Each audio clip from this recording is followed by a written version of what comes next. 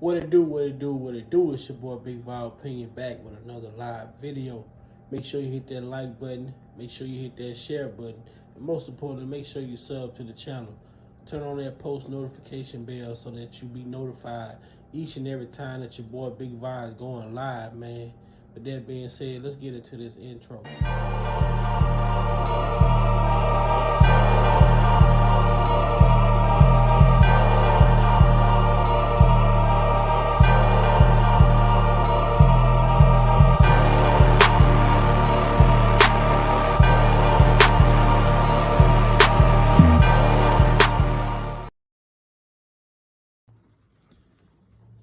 Welcome to Big Val Opinion. Moderators, with my permission, any negativity in the chat should be hidden from this channel. This channel is a negativity-free channel, drama-free channel, and we are here to push the message out. We will not be distracted. So with my permission, any negativity in the chat should be hidden from this channel. Welcome to Big Val Opinion Platform. There's a haters. I don't have a message. I don't take my time to respond and to defend myself. Why would I do that? I'm giving you a microphone if I'm doing that. I'm giving you solace that you're in my life. I don't care. I really don't. So if it's been that way all my life, you would think that I'm used to it. I'm not new to this. I'm true to this, and I keep going. So I'm good with that, man. I'm good. And I just really want people to know I appreciate anybody that's helping me. I appreciate anybody that's helping me. A lot of people have been there for me. I just don't want people going back and forth, being mad at each other because one person did this for me and another person did that for me. That's what the devil wants. He wants to cause confusion. That's what these people want. They want to cause confusion. And confusion ain't gonna do nothing but keep me in here. But the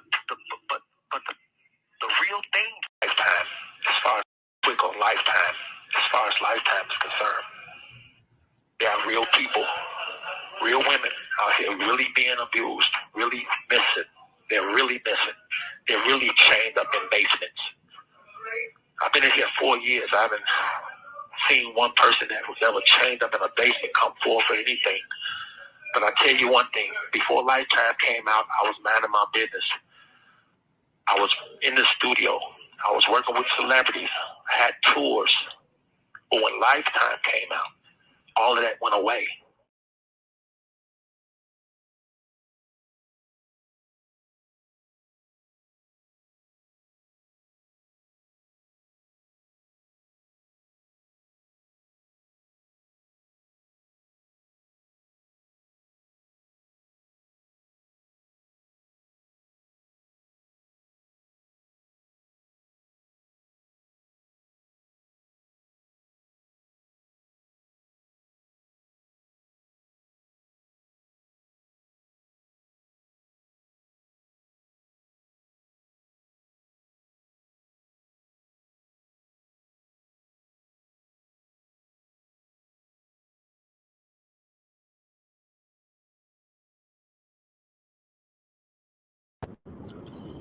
What's going on, Uncle Muse?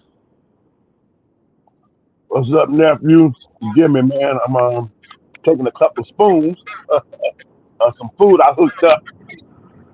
I was watching this dude named Reno talk about some positive goodness, and I saw you put something in the chat. Oh shucks. Uh-oh. Let me put the headphones. Yeah, I hooked some stuff up. You know, some Mexican rice, um, Yeah, some Mexican tamales, and some turkey chili. yeah, that's good, man. I seen Derek was in here. I guess he fell off, man. Probably saw me Uh, pop in here and say, okay, I can go take care of some business while he in there. Come on back. but I just came. I'm on here because we preparing for the New York oral arguments. appeal. And man, I gotta say, man, Jennifer laid so much stuff out in this work.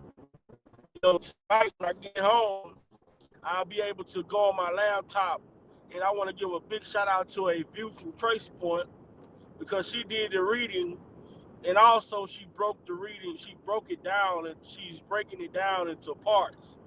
So Okay. I want to be able to share that for the people to hear. It was Yeah, I like talking straight. 6 out of the 12 jurors had, well, 4 of them had watched the Surviving R. Kelly. Out of the 6, 2 of them had, the other 2 had heard of rumors, or they had heard of the accusations. So you got 6 jurors that was on the jury pool who should have been striked, should never been able to be on the jury pool. Also, she talk about the bad act witnesses. 7 people who testified that was used to uh, convict this brother. Man, she addressed so much stuff. And man, tonight is going to be a good live going down tonight when we able to look back at all of this stuff and what we've been saying, over the last, 5 years. She talk about all of the things that the court denied the defendant, multiple motions that were denied, that was raised by the defendant, that should have been addressed. When you talk about the jury pool, man, so much information in this shit, man. What up, DV Wild, Jericho? What's going on? Andre, Miss Lady T, Hawk, what's good with it? What's good? What's good? What's good? Yeah, man, so much information in this paperwork, bro. I wish, we couldn't get it right yesterday when Derek was trying to share it, the audio, for us to be able to hear, you know, to hear the breakdown. Man, it's crazy, man, hearing the stuff that Jennifer has in this motion and the shit that Ann Donnelly allowed to go on in her courtroom.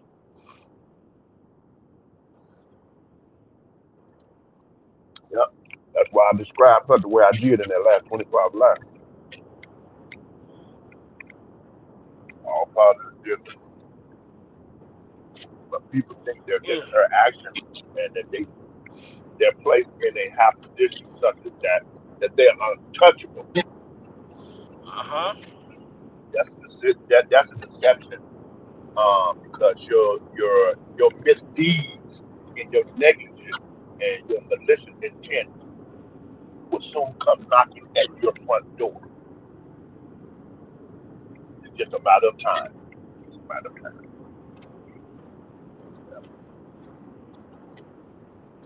I heard Now, you passing through. You on your way back home? yeah, Okay. let me see. And I'm so I'm glad. going to show y'all something with the Supreme Court. And we have this video here because all the time we talk about the Supreme Court. And when we talk about the Supreme Court, I want y'all to see what the Supreme Court think about when we talk about bad act witnesses and uncharged acts being accounted for during the trial. Y'all know Big Vi, we're going to look at this.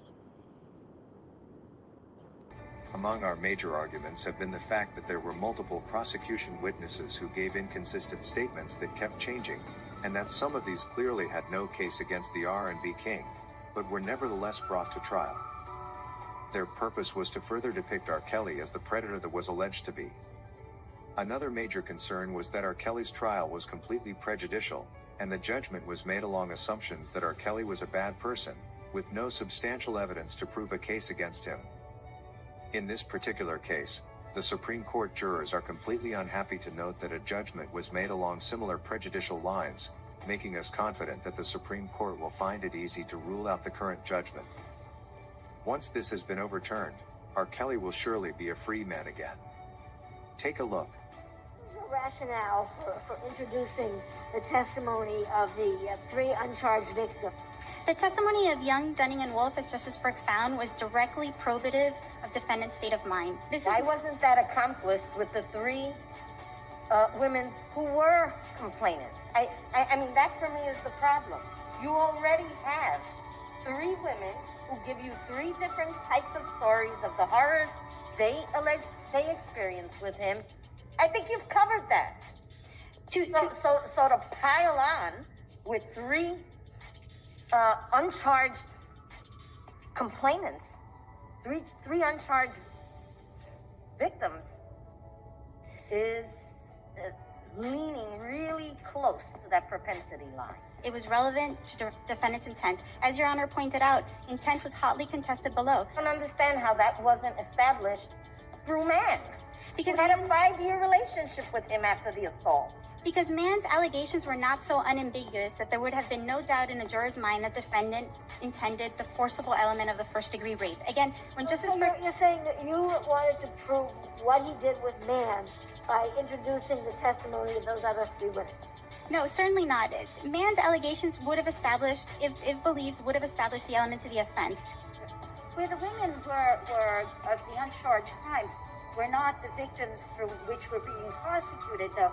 Where was the balancing that's supposed to go on in Molyneux? This was incredibly prejudicial testimony, no? Well, no, respectfully, Your Honor, it wasn't prejudicial for two reasons. One, the court gave extensive limiting instructions. 3 times the court explained to the jury... The fact that there's instructions doesn't mean it's not prejudicial. But here we know it wasn't. I'm charged with 3 rapes. And here come 3 other women who claim I did the same thing to them, but I'm not being charged with that. That's prejudicial. Well, it's not prejudicial. So the question is, does that prejudice, is that outweighed by some probative value that supersedes that? Respectfully, Your Honor, it wasn't prejudicial here, and we know that. Opposing counsel referred to the Molyneux rulings in this case as unprecedented. What cases do you rely on under New York law that actually constitute precedent for the court's rulings in this case on the Molyneux issues?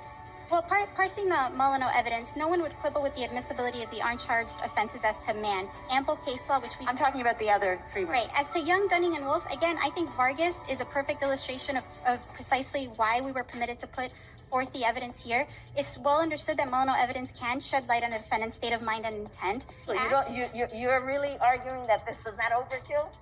I mean, there were certain items in the Sandoval that I thought, okay, that's fair game. If you, after being fired, ask an employee at the company to take computers and delete stuff, that's fair game. But some of this other stuff, let's inflame the jury's heart by telling them that he beat up his brother during a meeting. I don't see how there is a balance there on that.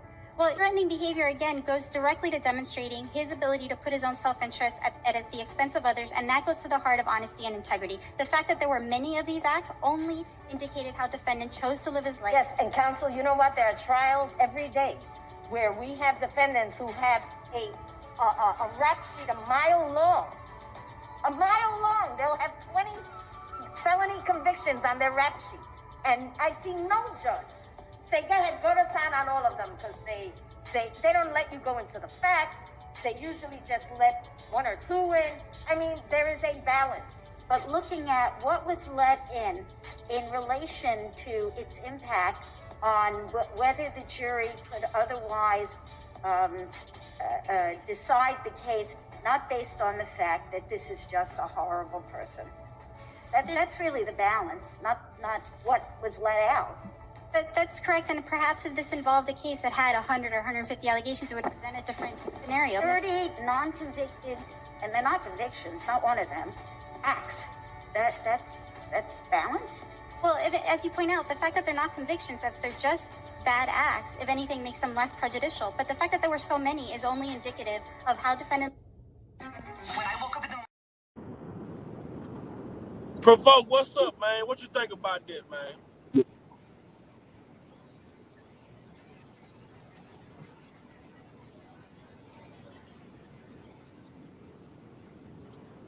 We got Provoke in here, but he ain't saying nothing. But you see, them speak about the uncharged acts. Jennifer pointed out 7 different uncharged accusers that were used in the New York case against Mr. Kelly. You hear the Supreme Court judges telling this prosecutor there has to be a balance.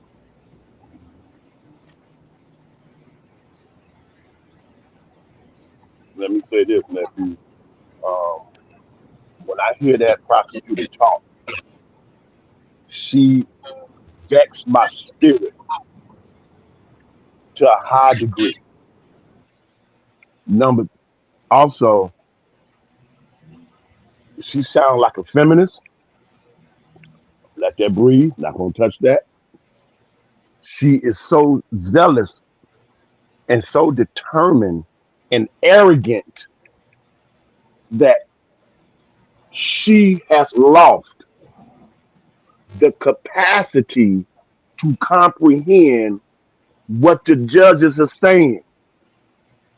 You are so determined to push your narrative, maybe for your resume, just to turn your front up, whatever it is. You know what I mean? That you don't even hear the simple point that the judges all kept on reiterating. You mean to tell me you arguing that this is not overkill? She even lacked the capacity to comprehend that because of the blindness of being so zealous and determined. You know what I mean? It's about getting this win. About getting this win. Yeah, I understand, but it's indicative, but it's about getting this win. About getting this win. You know what I mean? You You see got what I'm saying? 30 You could be so immersed in the bad acts. deception. I mean, You, it's you bad see what I'm acts. saying? That's not convictions.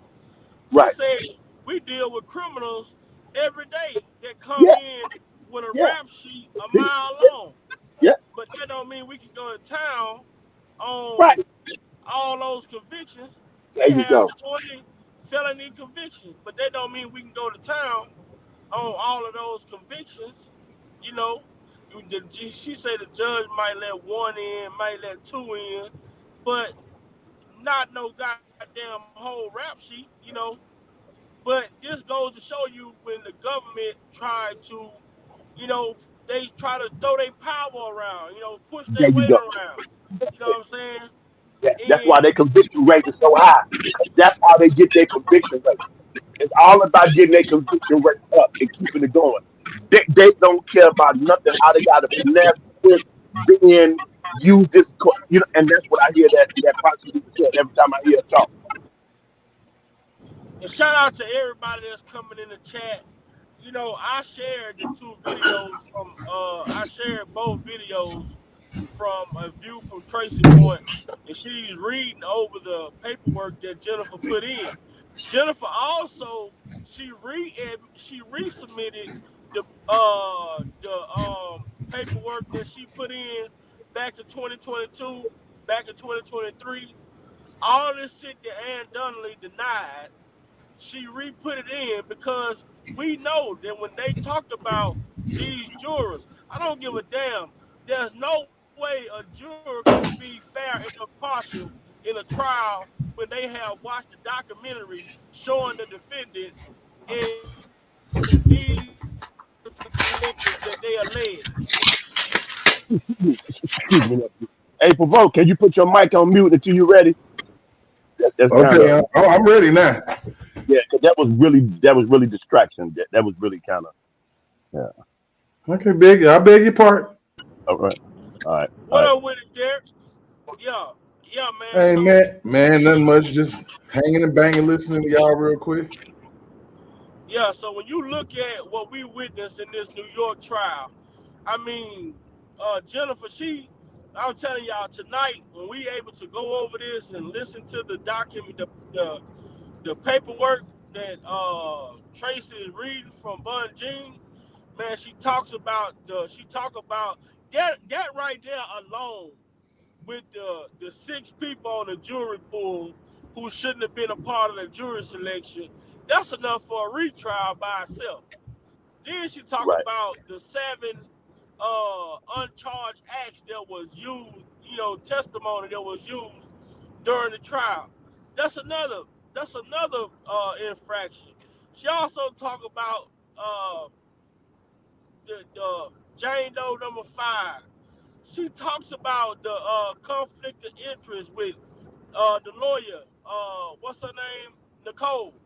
You know, all of this shit, man. And Mr. Kelly also, he gives a statement saying he wasn't even a part of the jury selection.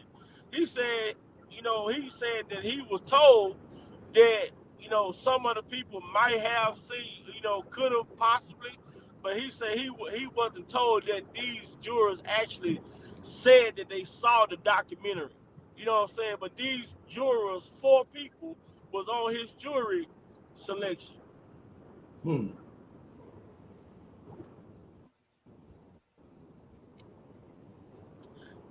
So for the people, my whole thing is this, man. You can like R. Kelly, you can dislike R. Kelly.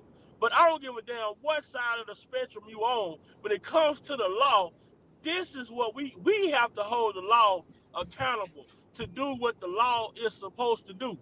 Whether we like someone or dislike someone. If we sit back and agree to the courts violating someone's due process rights to a fair trial, and we sit back just because we want to see them arrested, what type of message does that send to the public, to the government? Well, long as we can make the person that we're trying to convict look like a monster, the citizens are going to be okay with it. Mm-hmm. You better believe it. And that's pretty much, the premise behind prior bad act witnesses.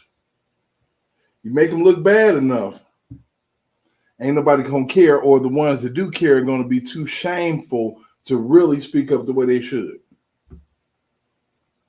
Because you see what happened. They literally shamed R. Kelly supporters. That's a bully tactic. It was a shaming tactic, man. Right, right. And that's what bullies do. But these individuals are part of the law. So that makes it more heinous and horrific. Yeah, I mean, because what it does is, anybody that spoke up in the beginning, man, they was silenced too. They was called everything, and that's I'm so used to it. That shit roll off now. I done been called over 100 pedophile lovers. Right.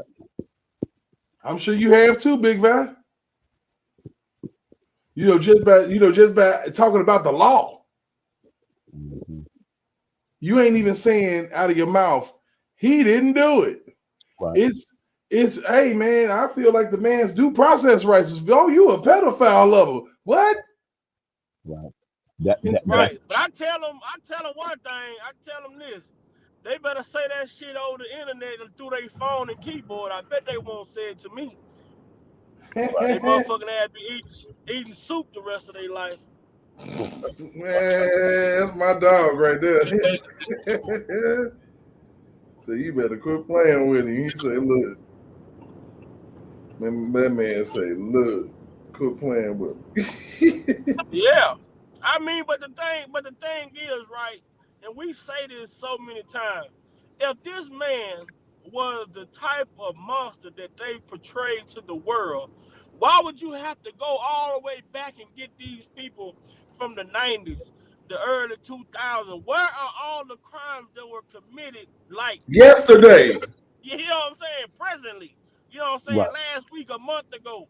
Where is all of this shit at? So don't come out and tell us that this man can't control his sexual nature, but then the women that y'all are going and get are women that he's supposed to have been fucked 20 years ago. Right. Right. It bothers me because I come on my platform and I really just talk about how I feel about shit. I don't try to push my views on people, but at the end of the day, I ain't no damn fool to sit here and listen to a motherfucking watch a man go to trial, and y'all say he's been charged with racketeering, and he's the only person that's in court. like Jennifer Todd, she also put a note into the paperwork where he was found not guilty of obstruction and all Right, of this in Chicago. right, So y'all right, saying he run the enterprise? Where's the fucking enterprise? right, right. Say it in their minds. Mm, mm, How could people, citizens of this country, who pay their tax dollars, be okay with the government cheating to convict someone? I don't give a damn who you are. At the end of the day, I don't. It could be my worst enemy. I would rather for the law to lock you up rightfully than to lock you up on some bully shit where you can come back potentially and be set free because of the way that they went about putting you away. mhm. Yeah. I'm not okay with immediate gratification. Oh, okay. Well, he locked up. Okay. I'm worried about long term, 5, 10 years Right, from now, 20 years. This motherfucker out because when they took him to trial, they violated the man's rights. They didn't give him a fair trial. They had people who was goddamn biased on the jury pool. They had motherfuckers who gave statements that never even testified during the trial. All of this shit used to put one man away. Are you serious? They right, still right. don't want us to believe that one man was doing all of this shit and at the same time running a whole goddamn music career that was on the upside of his music career. He wasn't no struggling musician. This man was the musician of the goddamn 2, 3, 4 decades, goddamn me. I mean, he been doing this shit. We sit here and listen to a motherfucker like Susan Logan say that she been suing this man for 25 fucking years.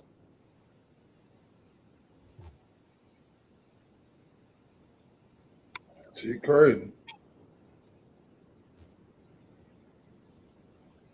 It's crazy. Crazy as hell. I'm talking about get a whole you dig going. Like Boosie said, once they place that dark cloud over your head, it's very hard to get up under that. You know what I mean?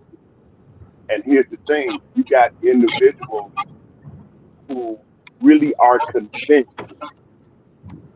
Number one, um, he is guilty and bad at what they say he did.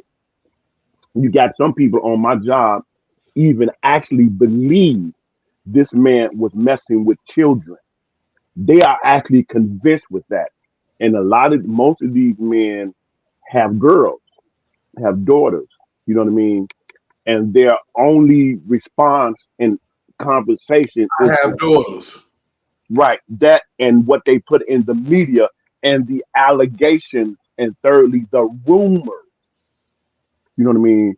They don't comprehend that they being hamstringed, misled, you know what I mean, and manipulated for a greater agenda. That they don't have the awareness of that. They're going on surface level and using, and that's what they do. That's what these people do. The powers that be. You know what I mean? I'm gonna make sure I do something that hit a nerve in parents or even individuals who don't have children. You know, they care about the sanctity and the care and the protection of children. So we're gonna, even though that's false, and we ain't put no evidence out, all we doing is just talking. You know, Mm-hmm. it's just like Robert, what's his name, Blagojevich, when they got him and Trump had, cleared him after the 14-year sentence. That was personal. When that governor here in Chicago got, that was personal, and all he did was talking about something. He was arrogant about it and maybe pompous about it. You know what I mean? And said, really, he ain't going the way how they do politics. He gonna do it. He gonna do something. He was just talking. Well, if you're gonna do that, then I'm gonna need this. Then you got to give me that. You give me this, I give you that. You know, you know, that's Mm-hmm. that's popping his gun. And they actually was able to get a conviction and put this man away for 14 years for that. and all he doing was talking trash and being arrogant. That was personal. My point in whether he was gifted, that don't even matter. The fact that you can take the law and spin it like that is dangerous. That's what we saying on all our platforms. And if you're not getting that, God have mercy if that hits your door. You know what I mean? Because you see it in a lot of other platforms, other artists of whatever field they're in. They're getting hit with the same kind of method. That's why these people have a so success turnout. Well, you know what I'm trying to say, Derek. Mm-hmm. Because look how they get their conviction. I think I'm a year back on this point when nephew was playing that prosecutor from that Supreme Court. This what came to my thought and provoke. Take this and run with it when I say this. Why isn't it a requirement? I think it should be, especially if it's a. And this is no misogynist, and I'm not even on that. That ain't my character. Somebody ain't picked that up about who I am, Uncle Muse. Then I'm not even gonna explain that. With all due respect, I'm just being real talk right now. But I think that when it comes to women and men, but preferably women, because of how the society has shifted and what they're doing, that you should be went through a mental, psychological, and emotional thoroughly evaluation. I need to see whether or not this probably will never happen, but you got one of my thoughts. My head is at. Just tell you where my headspace is at. What kind of relationship or not did you have with your father? The relationship you had intimately. You know what I mean? What's your viewpoint when you look at men? Period. Because some things that are happening to women are horrific, and I don't agree with it, and it's bogus and it's out of order. You know what I mean? And we should do everything we can to safeguard and protect them and give them what is needed and stand up and support that in our family, community, or whatever. Here's the danger thing, and I pass it to Brother Provoked Thought, my prophet. When Well, you in a position such as this, like in New York, as a judge like that, when you were selected and appointed to govern like that, and there's well, some things going on you like, and you utilize the law, that is dangerous in this country. Why of people course, can't? Why of they course, can't? I yield back. of course. I mean, so you look at it like this: you got people who were literally licking their chops to get on that jury to do the wrong thing. Mhm.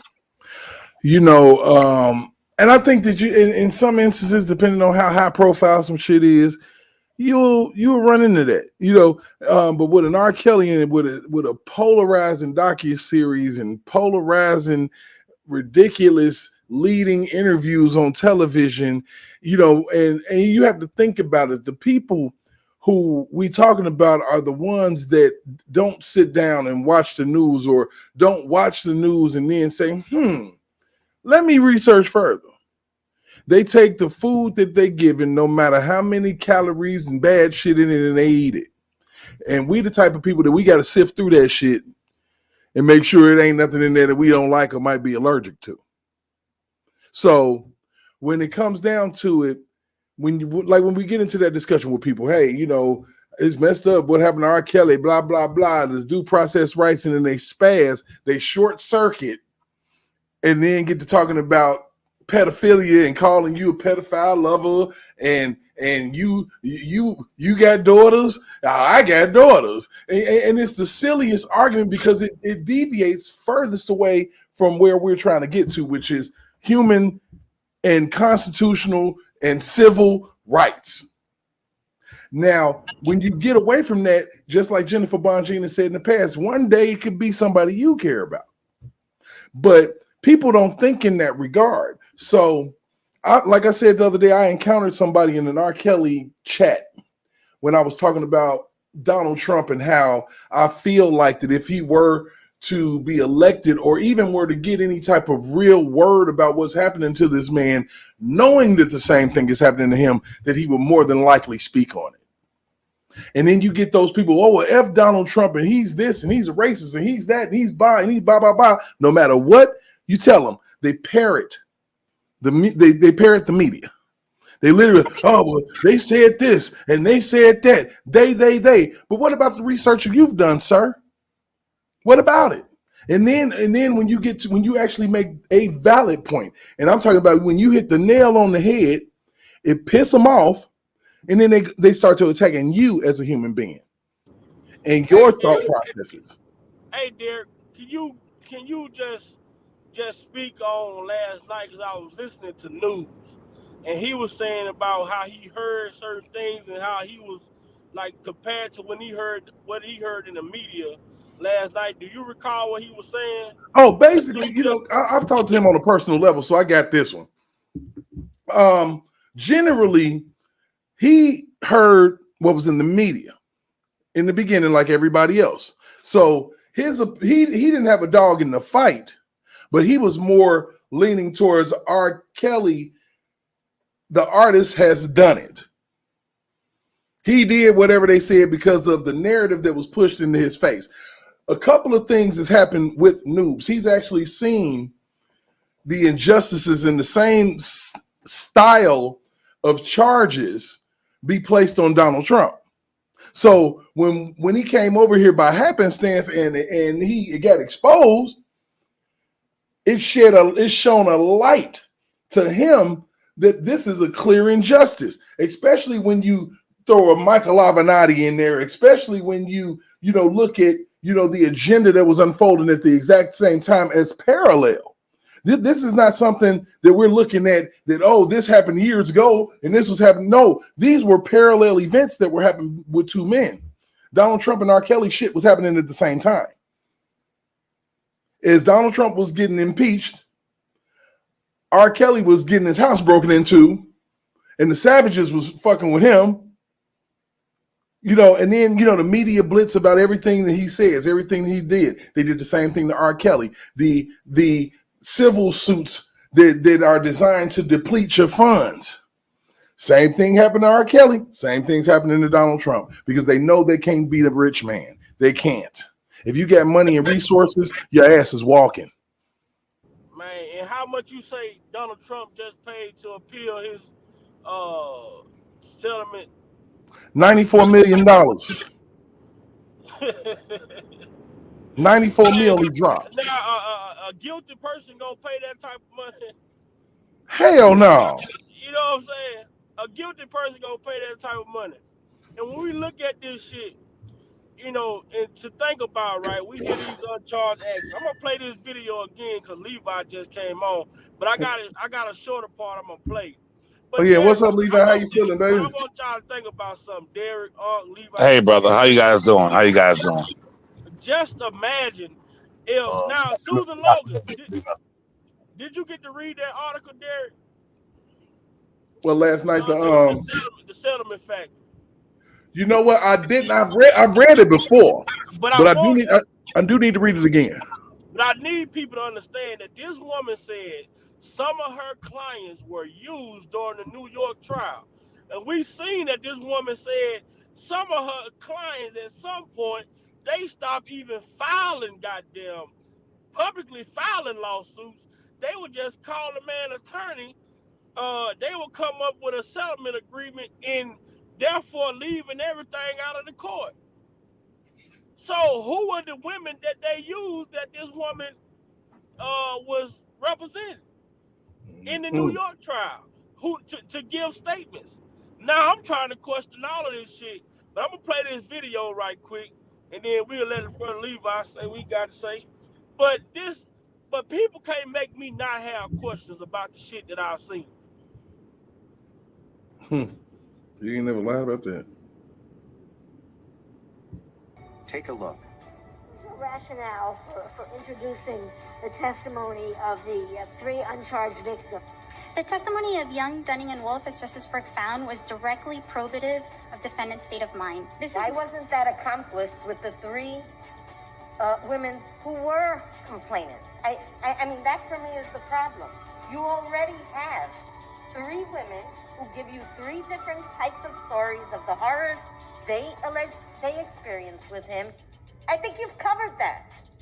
So to pile on with three uncharged complainants, three uncharged victims, is leaning really close to that propensity line. It was relevant to defendant's intent. As Your Honor pointed out, intent was hotly contested below. I don't understand how that wasn't established through man. Because we had a 5-year relationship with him after the assault. So I'm gonna say this, and I'm gonna give it to Levi. So what that tells me is that these 3 women that what he was being charged for, they stories must was incredible enough that they had to bring in other women to give testimony, but he wasn't even being charged for. Same shit in R.Kelly case. He had women he being charged for. What was the other 7 uncharged people even there for? Now you're back to Levi. Yes, sir. Yes, sir. You guys are batting 1,000 over here. You're literally batting 1,000. I concur with everything that has been said on your show today and in the past. However, I want people to understand something very clearly. In order to put this in its proper perspective, perspective is everything. Context is everything. So what we must understand is that even though we have read over and over and over again, the people of the United States versus Robert Sylvester Kelly, the people of the United States versus Robert Sylvester Kelly. Mm-hmm. We've read it 1,000 times. The truth of the matter is, from the beginning, its inception, this has been a situation and cases involving the Lifetime Network versus Robert Sylvester Kelly. The Lifetime Network versus Robert Sylvester Kelly. And I say that because if you read the indictments, if you look at the motivation and how they write and everything that the prosecutors drafted in order to charge and convict him, it reads like a script, a parallel script of what Surviving R. Kelly produced.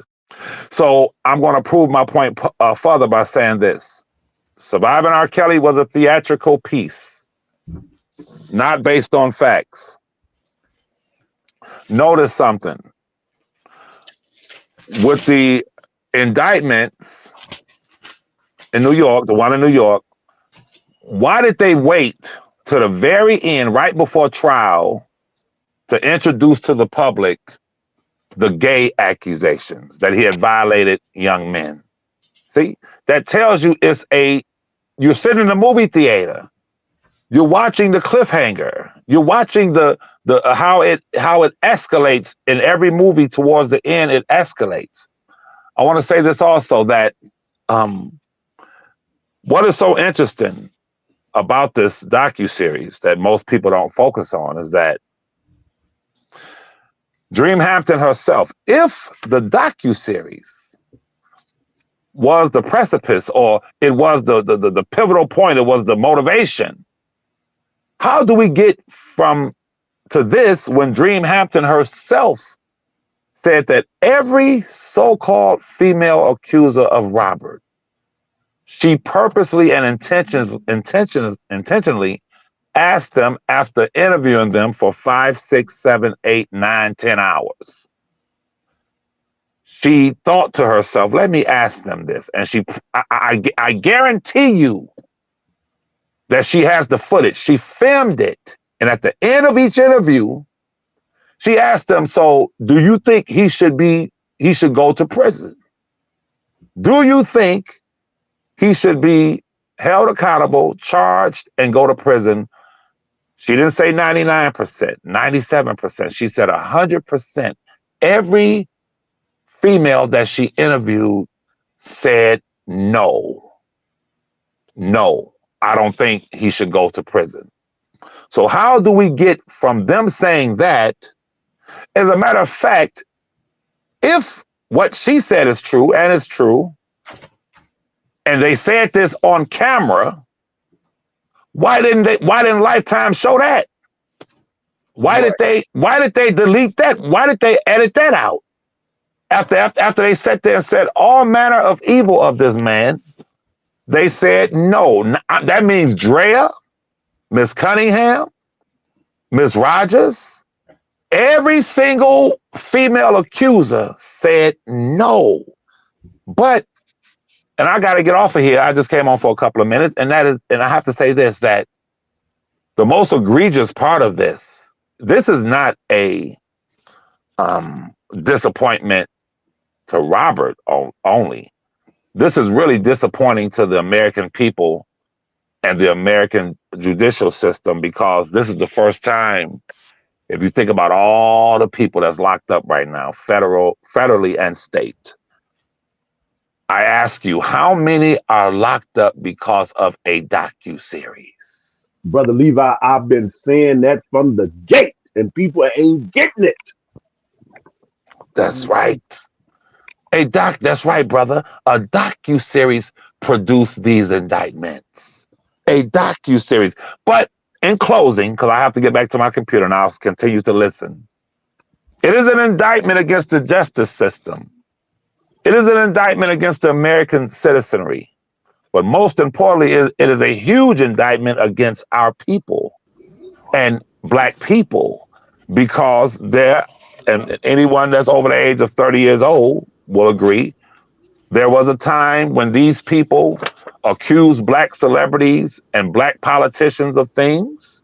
We took it with a grain of salt. Back in the day when we were kids, and they said James Brown did this, Otis Redding got killed, such and such. Everything that came from the media conglomerates, Black folk would sit in barbershops, beauty salons, on their porches, at parks, on a corner, on milk crates, and they would say, they said Al Green did this, that, and the third. They said James Brown, and they would say, so they say. Remember Black folks used to say that? So they say. They said, lost that. Yes, sir. They said Marion Barry was caught with the prostitute smoking crack. But Black folk had enough sense to say, so they say, and then re-elect him, because Black folk understood the millions and millions of dollars that they spent to catch our brother Marion Barry in that compromising situation. And the first thing Marion Barry said on that surveillance tape, he got up and he said, this bitch done set me up. They used a woman to set him up. So I just want to say that that this whole idea of mob rule, groupthink, this lynch mob mentality is something that Black folk didn't used to possess. We didn't think like that. We didn't run with the lynch mob. It was literally us dealing with it. We dealt with it. We had to deal with the lynch mob. We were running from the lynch mob. That's right, brother. That's right.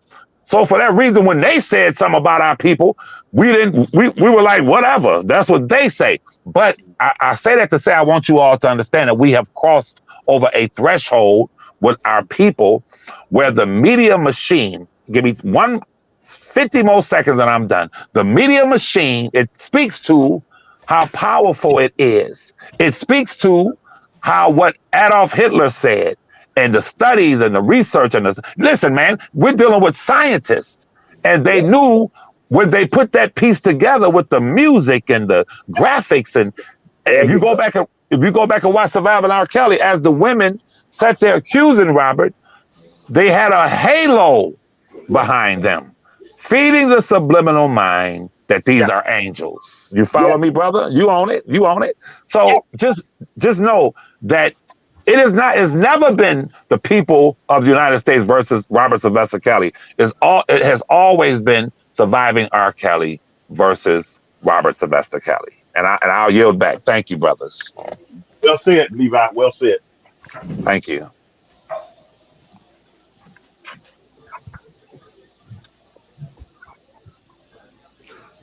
Hey guys, what's good? What's happening, my brother? What's good with you this afternoon? How you feeling? What's on your thoughts? Sure, I'm feeling all right. Well, I'm gonna be back right now. So, because I got to finish chopping up in the kitchen real quick, then I'll come and get my thoughts. Okay. Okay.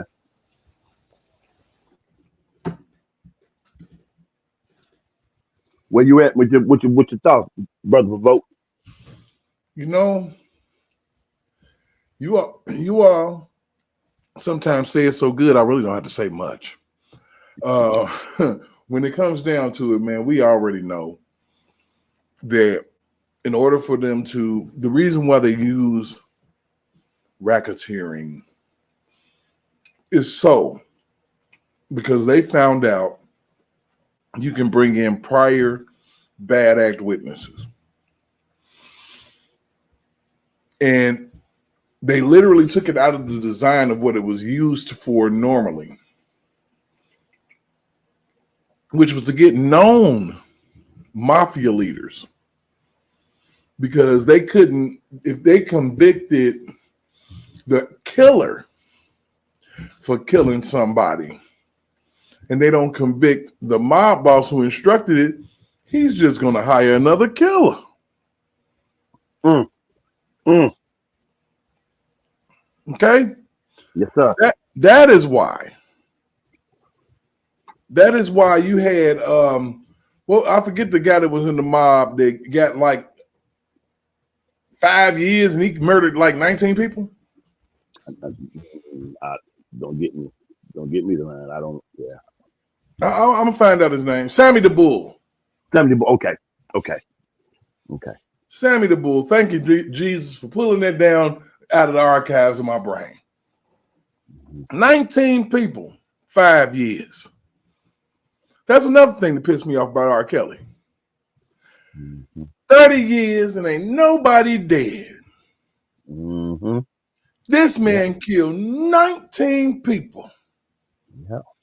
5 years. Yeah. You mean tell me that it's about justice? Mm-hmm. Like on Baby Boy, it's about guns and butter.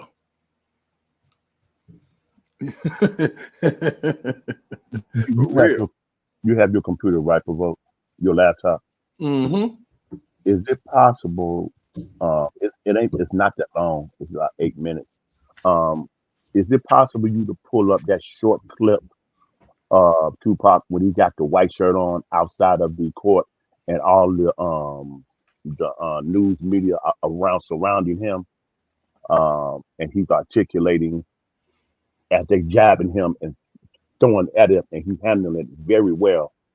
He says some key things I believe that we can extract and look at this particular case and scenario and draw some things from it and have a dialogue. Is it possible you can pull that up?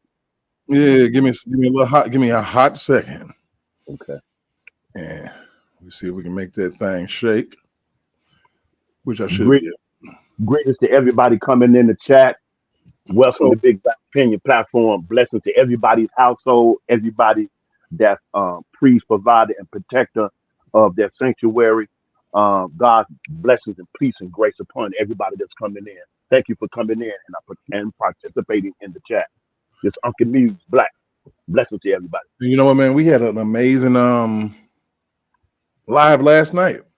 On my platform, and I would say that by doing what we're doing the way that we're doing it now, we starting to cut through some barriers. Mm-hmm. We starting to cut through some people's thought processes, man. Right. And when you start doing that, man, oh my goodness, ain't nothing you can't do. Let's see, we can drop that over there. I think he would have to.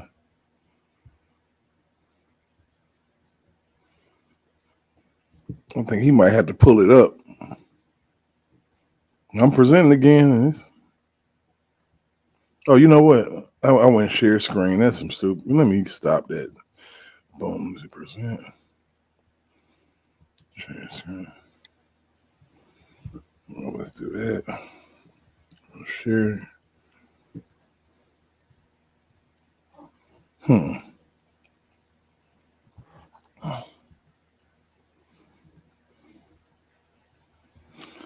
I don't know. It don't be letting me do what I need to do lately. I don't know what's going on.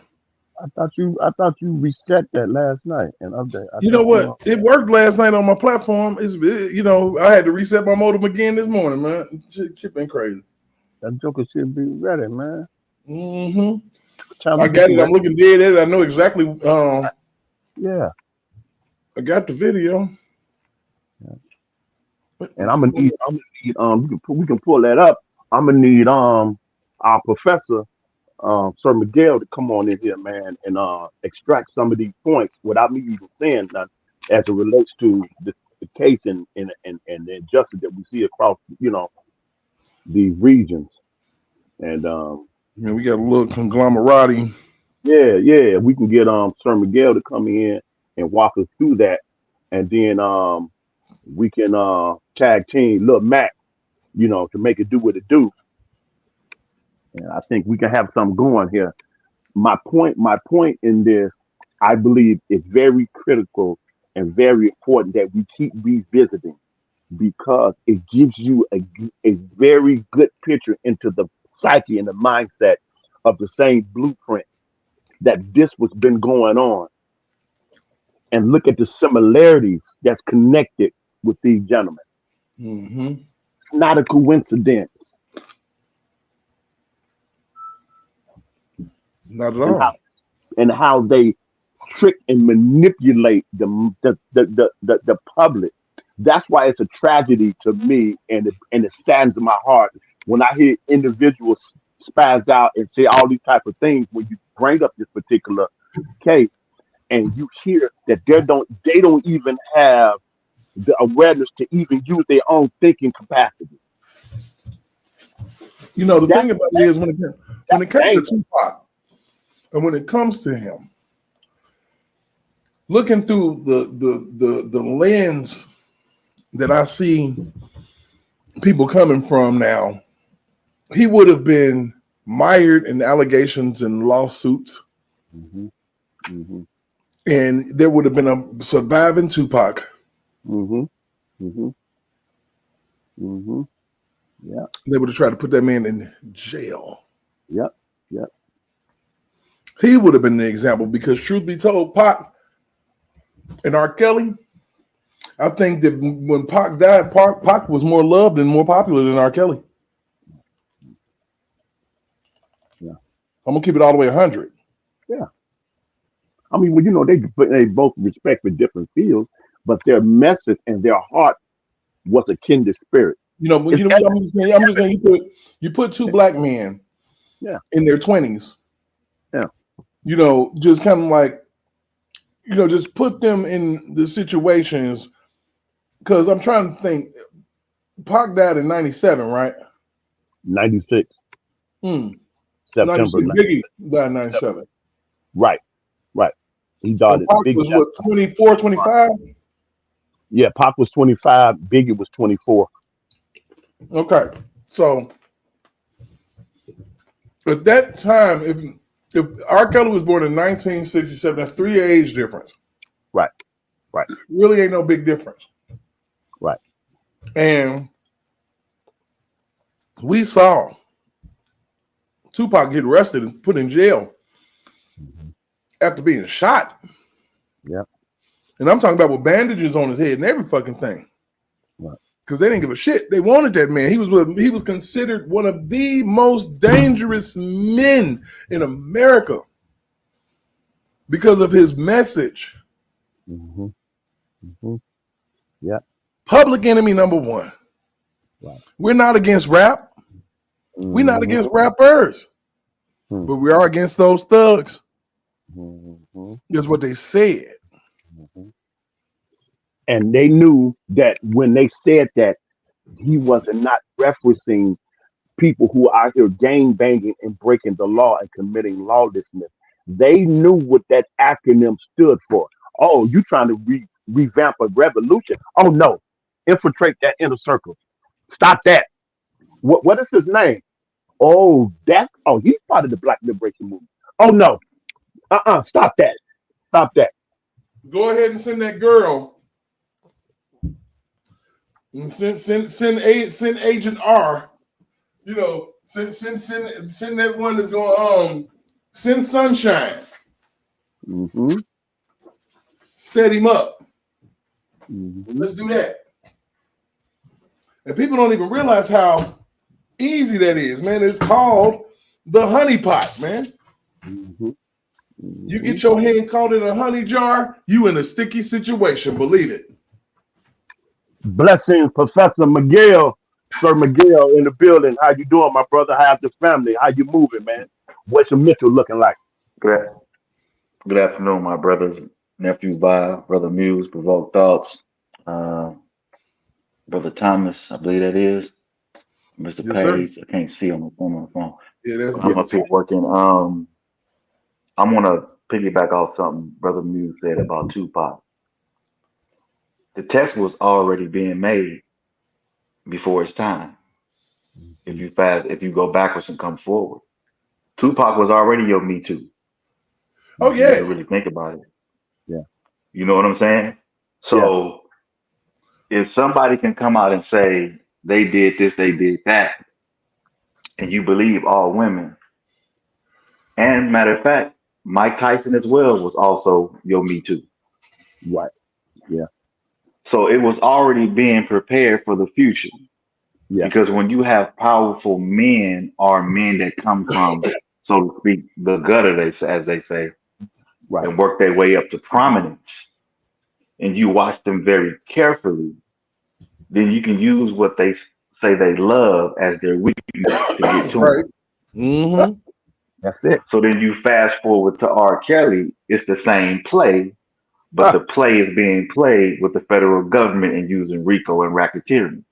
Because if you have no evidence, you can use hearsay because There by you the government standard under federal law, go. hearsay Hearsay is is basically the admissible. evidence. And there you go. Admissible. There it is.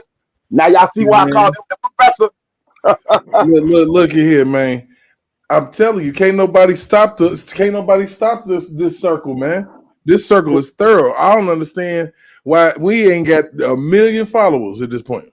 But we You understand want to that. know why? You want to know why? Because anything that has sound positive proof, not only opinions, but stated fact that can be verified and dissected through these people's own words in court and off court, you don't have to understand the law to understand what true justice is. See, people think, oh, because you don't have a law degree or you don't have this type of degree, that you don't know what you're talking about. Well, how does Right. one educate themselves? You don't have to have a degree to educate yourself. Right. Education is free inside and outside the classroom. Right. So Mm-hmm. when you begin to understand what it is and what it ain't, you can defend your argument anywhere in this government or anywhere in the world or any system, no matter what walk of life you come from, if you Mm-hmm. educate yourself. Right. And don't try to create you an alliance and turn around and go try to wake people out of their sleep with that doggone message. Woo! But if you and you know what's another threat? The most powerful threat against politics and media is grassroots, and this is what you have right here. Mm-hmm. Yeah. That's why it's not popularized because guess what? They don't really want to hear what you got to say because the truth is being exposed. So Right. as long as I keep the broader audience on me for a few seconds with a snippet of something and grandstanding, and I know it ain't the truth because it's not really been verified. But when it comes to grassroots media and how can I say brothers and sisters coming together, that's what they're afraid of. But look, that's why, you know what, and that's the reason why I've been making the point. And if you've been paying attention, Sir Miguel, and I know Muse and Yellow Beezy been paying attention, I'm literally trying to diversify our audience. Literally. Yes, sir. I've seen that. I've watched it, when I can from afar, or whatnot, and Yeah. I understand it You because at know, the end of the day, if it's not diversified and you get a broader audience, then that grassroots message can't expand. it's all for There, nothing. You still gonna be mom and pop store on the corner. You ain't gonna be able to franchise. there you go. There you go. Exactly. There you You go. know. So Exactly. and not for nothing. I know my shit when I'm over there talking on the other side. But trust and Right. believe me, I pull them so deep into this R. Kelly shit, it's undeniable. Right. They know Mm-hmm. about Michael Avenatti over there, man. Right. And I Mm-hmm. mentioned him, and they like, oh shit, that piece of shit. Nah, boo, throw it out. For real. Mm-hmm. They feel just like we Mm-hmm. feel, and like I said, you got some on both sides that are justice for the person they like, but not for nobody else. And that's the thing that I'm trying to make our people understand for the most part, man. It's justice for all. I mean, we saw this stupid shit that's done happen on the YouTube streets where while at the same time you talking about free R. Kelly, you trying to put the next nigga in jail. And Mm-hmm. we can't have that. I don't care who you are. You know what I'm saying? It's not a good look. Because what you're doing is you deviating people's thought processes from what's happening with R. Kelly to what's happening with your favorite blogger or your least favorite blogger or the blogger in the middle, which is not about me. None of my content is about me. Mm-hmm. None of it. I Mm-hmm. mean, it's about the betterment of everybody else. It's about the betterment of the minds of the people. Because we need therapy out here, man. We sit up here and we allow, because we were, as a whole, I would say black people, especially black artists, was afraid to speak up for R. Kelly, man. Scared as shit. Because they were scared that they was gonna lose. That's when you're a slave. Mm-hmm. That's when you were really a slave, when you can't express yourself because of your fear of losing shit. A real free person can speak their mind with no consequences or repercussions and not having to worry about nobody taking anything away from them. And that's what freedom is about. Right. You should be able to speak your mind without anything being taken away from you. I don't give a damn who don't like it. That's what America's all about. Huh? Let me add some provoked thought. And I gotta find the thing because I saw this the other day. There was a lady out of South Carolina. She was a part of the. She was doing the what you call it, protesting. Mm-hmm. They used the old law, a common law, and put this woman in jail for disorderly conduct. Wow. Because she spoke out against the police department, right? Oh man. But while she was supporting the officers killing unarmed black men and so forth and so on, her son got turned around and got killed 2 years later, and she's still locked up based over an old common law used out of South Carolina. The reason why I'm bringing that up is because if you think about what you said, nobody's speaking up for her. She's just an ordinary woman who was standing on business for the black community. Okay. Okay. She said she lost everything, but nobody's speaking up for her. The very same people who are in business with R. Kelly in the music business, they're afraid of losing their material. Yes. Right. Their so-called wealth. Right. But guess what? It can still be taken from you. Absolutely. Yep. Look at they literally, Tyrese is literally mentally unstable in most people's eyes at this point right now. Yep. Well, speaking to him, let me tell you what Tyrese made his mistake in. He shouldn't have put his business out there in terms of his medications, of what he was taking and how he was diagnosed, this, that, and the third. Malcolm X said it best. The media will do what? What happened? You there, Miguel? Yeah. Okay. The media do whatever. That's where we lost you. All right. Propaganda, so to speak, against our community to make us look bad in the eyes of the rest of the world.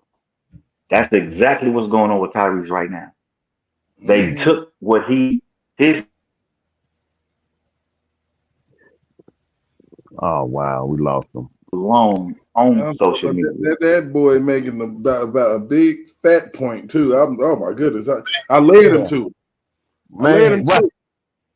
There he is. He back. Okay. Yeah, something going on with the signal because this avatar changed too.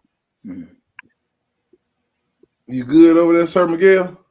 Yeah, I'm good. Yeah, go Okay. ahead and finish, man. I'm like, I was wondering you was about to make a hell of a point. Okay.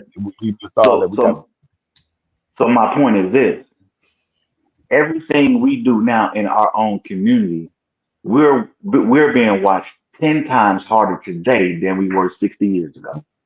Hmm. Hmm. Which is You want to not know true. why? Because they're afraid that the next movement will not only interrupt their economic base, but it will also interrupt the judicial system part of it that they use against us because we know what they can do. And if we get powerful enough to stand strong against them, we can make some changes. Now, And if this somebody wants to, if somebody want to call me out different, then go right No, on ahead. I'll yield back. no. this this is why I keep on reference the point where if you remember Miguel that Tupac was uh, trying to gravitate MC Hammer fan base at the time, Snoop Dogg fan base, Tracks from Naughty by Nature fan base, his fan base, the Outlaw. He was gravitating a political alliance so that we can have a voice, which we rightfully deserve, to address the needs and concerns that plague our community. You know what I'm saying? You know what I'm saying? But yet you Yes, have sir. these little things here and there of someone said, "Oh, the uprising of any black messiah must be annihilated." You know, Hmm. we know who that was that made that statement. So they looked at this particular gentleman and said, "Oh, there's a difference with his message and where he's coming from, as opposed to the rest of his counterparts. Let's look at that even more closely." You know what I mean? So you got so many areas and points where people had a vested interest of a concern about this particular brother and the direction that he was headed. It was like Miguel just so eloquently laid out. It was the power that he was gravitating and the support that was built, that he was trying to build and establish. That's a problem. Oh, you more than just about rap and movies. Oh, you talking about a revolution. In other words, you're talking about a change of order of things, how we have done things to address. Oh no, we can't let that happen. So what do? You first attack their image. Pac said it in the interviews outside the court. He said, "This ain't about me. This is about my image." He said, "Why they come after you?" He said, because I wouldn't shut up. My You know, biggest crime," he said, "is talking too loud." But I didn't think it was going to be a matter of life and death. What did Mr. Kelly say? And I yield back. Y'all killing me with this. I so gave you 30 years. I yield back. You got my so point. so boy, Walk with us. when they sit Walk, here in walk with us, Pop. any Walk. interview that I've ever heard, back in the past for a while, I'm talking about, it was just like any article or anything I looked up when it came to R. Kelly. And this was before all the bullshit, sometimes in the middle.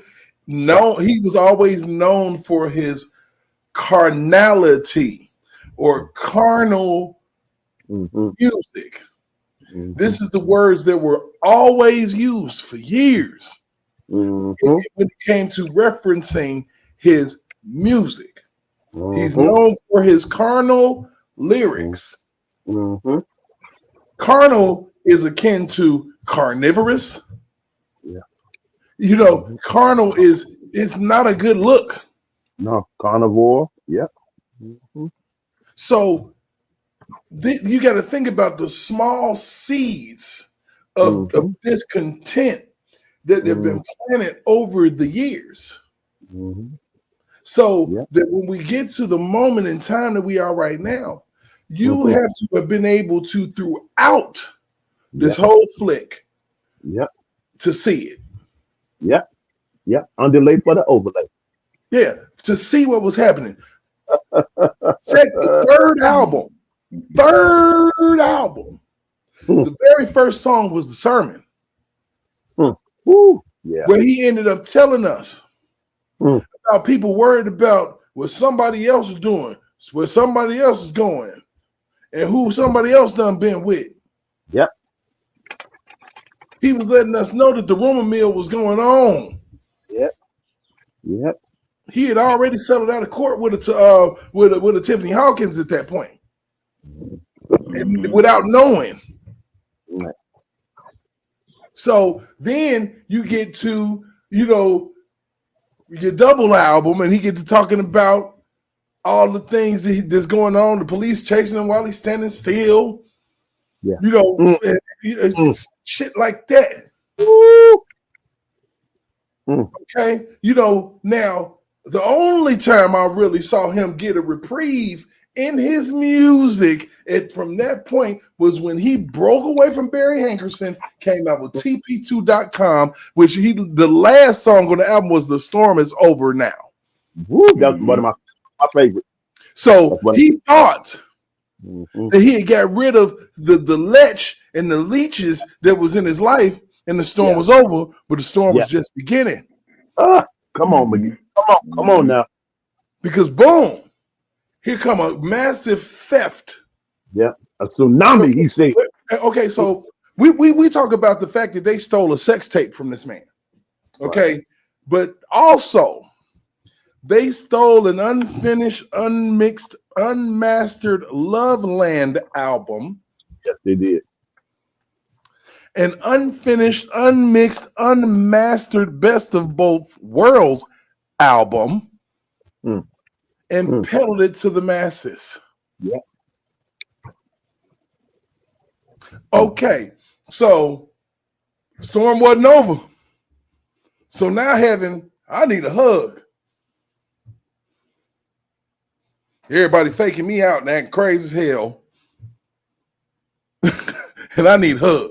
I got to redo my album, turn it into the Chocolate Factory, which was the best thing that ever happened to him because he crossed over at that point, which further kept him out of a hot water. And then the good Lord say, "I'm gonna go ahead and injure the judge."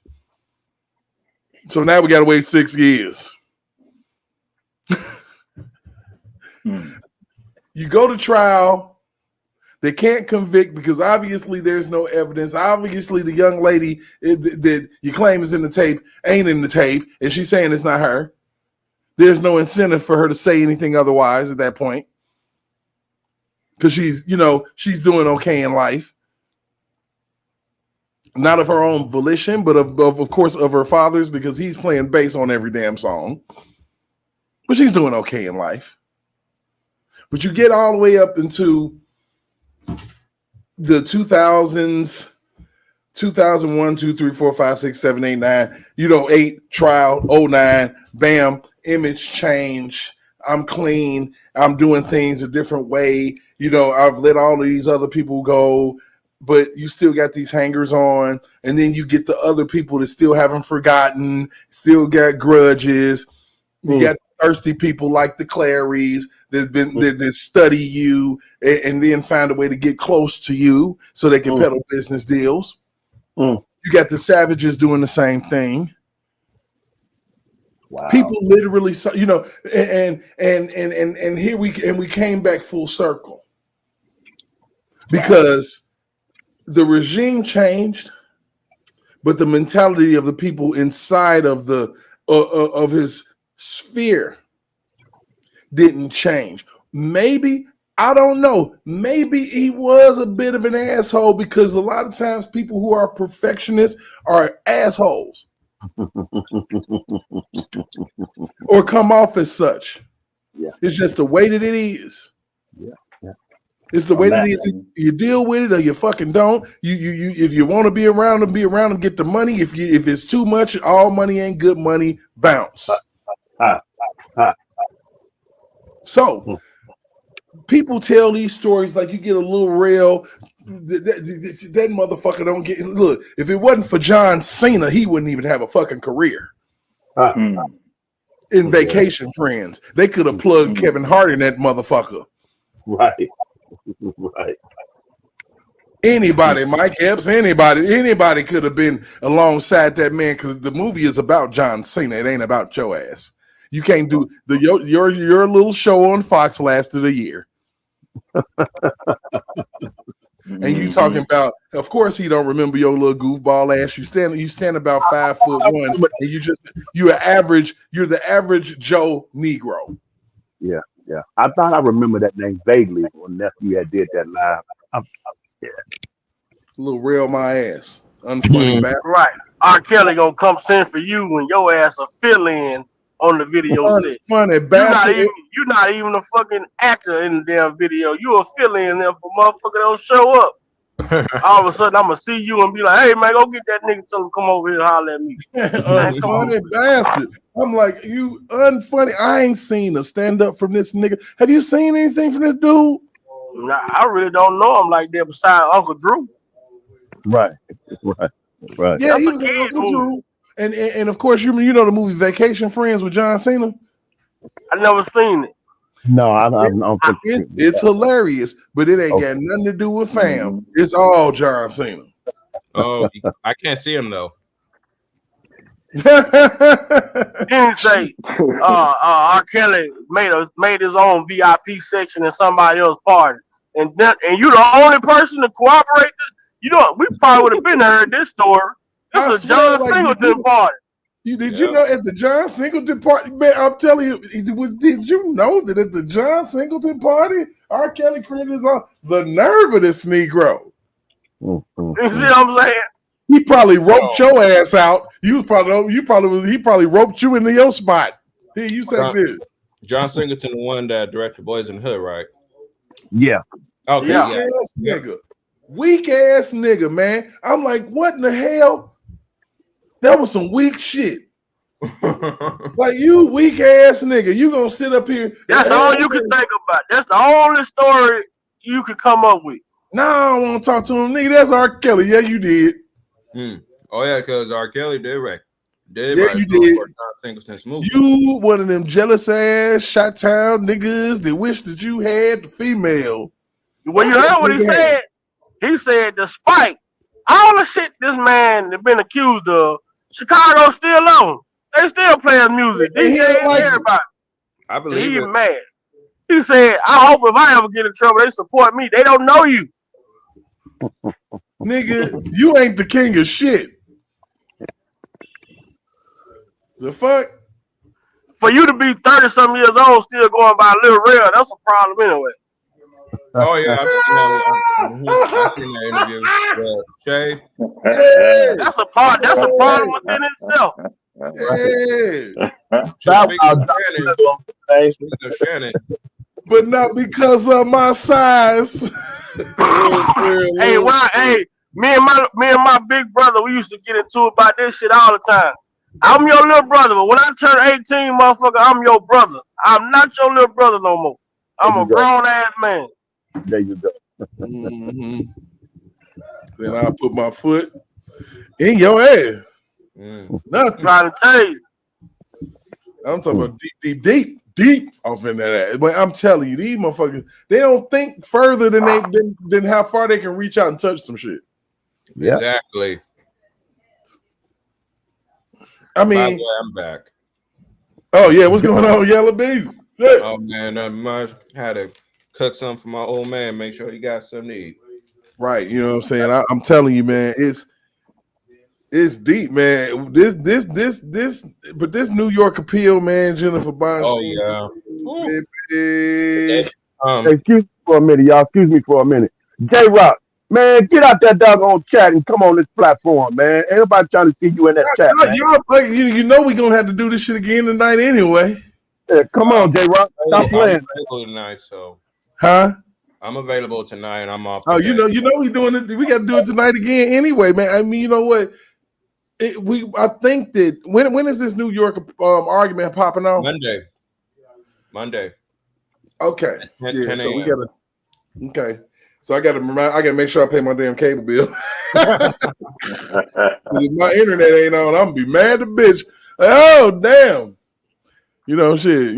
I ain't got enough courage enough to be like, hey y'all, pay my stream yard on Cash App, please. Y'all want this content so I can free myself up for other shit. I don't know, man. Shit. Yeah. But I tell you one thing, man. I really think that things. The justice system is kind of tripping me the fuck out. Because I look at what, like I said, what's happening over there in the ATL, man, with YSL and Trump and Fonnie, and I feel like these people is getting preferential treatment, man. And I try to tell everybody, look, all these people that's doing all of this shit is Democrats, man. Mm-hmm. The Dems locked up Kales, man. I'm telling you, Democrats locked up Kales. I looked it up, man. I did the research. I'm like, wait a minute, Democrat. Damn. Yep, and Kamala Harris is known for locking black men up.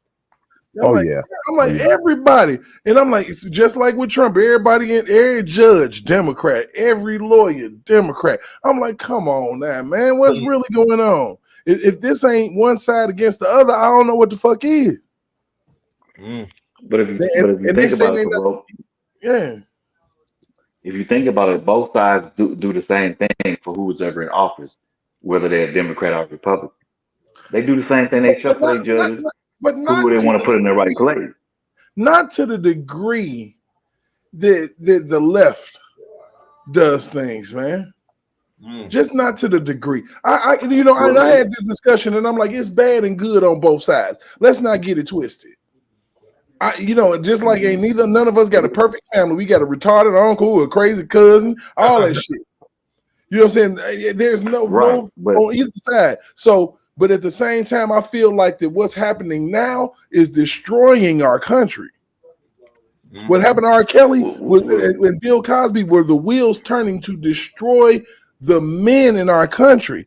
The men in our country don't have a leg to stand on when a woman open up her mouth and say anything about you. He forced me. Well, think about it. Where do you think the playbook came? Where do you think the playbook came from? It's no different when a white woman would back in the day would say, "Oh, the little 14-year-old, 15-year-old boy walking down the street whistled at me or said something to me." Emmett Till, yeah. You know what I'm saying? And the problem with that, I got a problem with that because why does your thinking have to cut off just because it's a woman speaking or a kid speaking? Like a kid ain't never told a lie, or it's a limit to a lie that somebody will tell. There is no limit. Once you tell one lie, you'll tell two. You'll tell a small one. You'll tell a big one. You'll tell a colossal one. And you'll tell 1,000 more. So you can't. Yeah, go ahead. Do you got that? It's funny. It's funny you said that because I was reading an article the other day where some researchers got together and suggested that it's okay to lie if it has to do with the empathy or compassion of a person because it's considered a pro-social lie versus an anti-social lie. I said bullshit.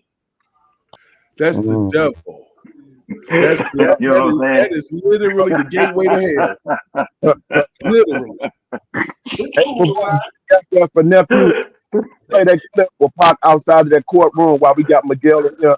So Miguel can help us walk through this. It's not that long. I don't have that clip. I'm driving, so I can't. I can only share what I have. That's the reason why I can't pull it up because I realize that you have to open it up in order for it to come up on the screen. You got it. I'm using my phone. So he on the phone. So if we was on my live, it'll pop up, but he got to actually authorize it to come up on the screen because I could be throwing some porn up there. It just can't pop up on the screen. Right. I wouldn't do that to you, Big Vi. Of course, I wouldn't throw. I would not put Jada Fire on your screen. I promise. But let me. How y'all think the world is going to react? To the news of R. Kelly. Do you think that's going to make people go back and look into the case when they see that this man is being released from prison. Truth be told, I think with all the shit that's going on with Donald Trump, Or do you think they still gonna say R. Kelly can slip out of prison right now without nobody really knowing because of what Donald Trump got going on? Mm-hmm. Because you got to think about it. There's people that still like R. Kelly locked up for real. People don't even know he locked up. Mm-hmm. That's how unaware people are. People like, I just thought he wasn't coming out with no music. I'm like, yeah, because they did the shit in silence, man. Yep, and that's the whole. And shout out to everybody in the chat, man. I'm sorry, y'all, that I haven't been able to respond to the chat, but I see y'all having a good conversation in the chat. I don't want y'all to feel like I'm ignoring you all, so I want to say hello to everybody in the chat.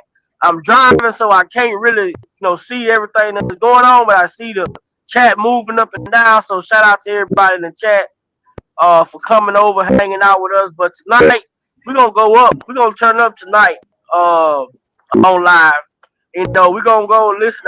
Hopefully she don't strike us down, but we're gonna make sure we take care of Miss Tracy's viewpoint so we can play her content because she's reading the documents. And man, I'm telling you, just listening to the shit that she's reading, I'm like, bro, this is everything that we've been talking about. How did the world not see this shit? Then I thought about it. Well, they didn't want to see. You know what I'm saying? They didn't want to believe that this man was railroaded. They don't want to believe that this man was cheated. They didn't want to believe that these women were lying. They don't want to believe Surviving R. Kelly was a non-fiction. They don't want to believe this shit. That's sad, man. But guess what? I'm going to put it in your face. God damn it. I'm going to put it in their face until they get tired of it. And then when they get tired, they still ain't going to do shit because they ain't going to do shit to me. And at the end of the day, I ride solo, but I got my panel with me, so shit, who fucking with you? Nobody. Mm-hmm. And I'm glad Tasha K is getting her karma. She's just getting started. But they say often imitated, never duplicated. It's going down. Mm-hmm. You feel me? And I hope. If I get on here to pop shit, like I don't do all that shit talking, all that shit these people do on here.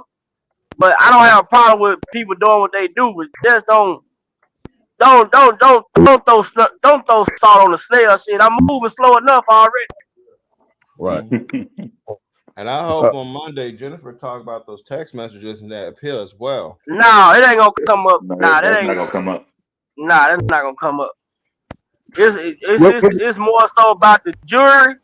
The problem with the jury, those 6 jurors that was on the jury pool. The seven bad act witnesses.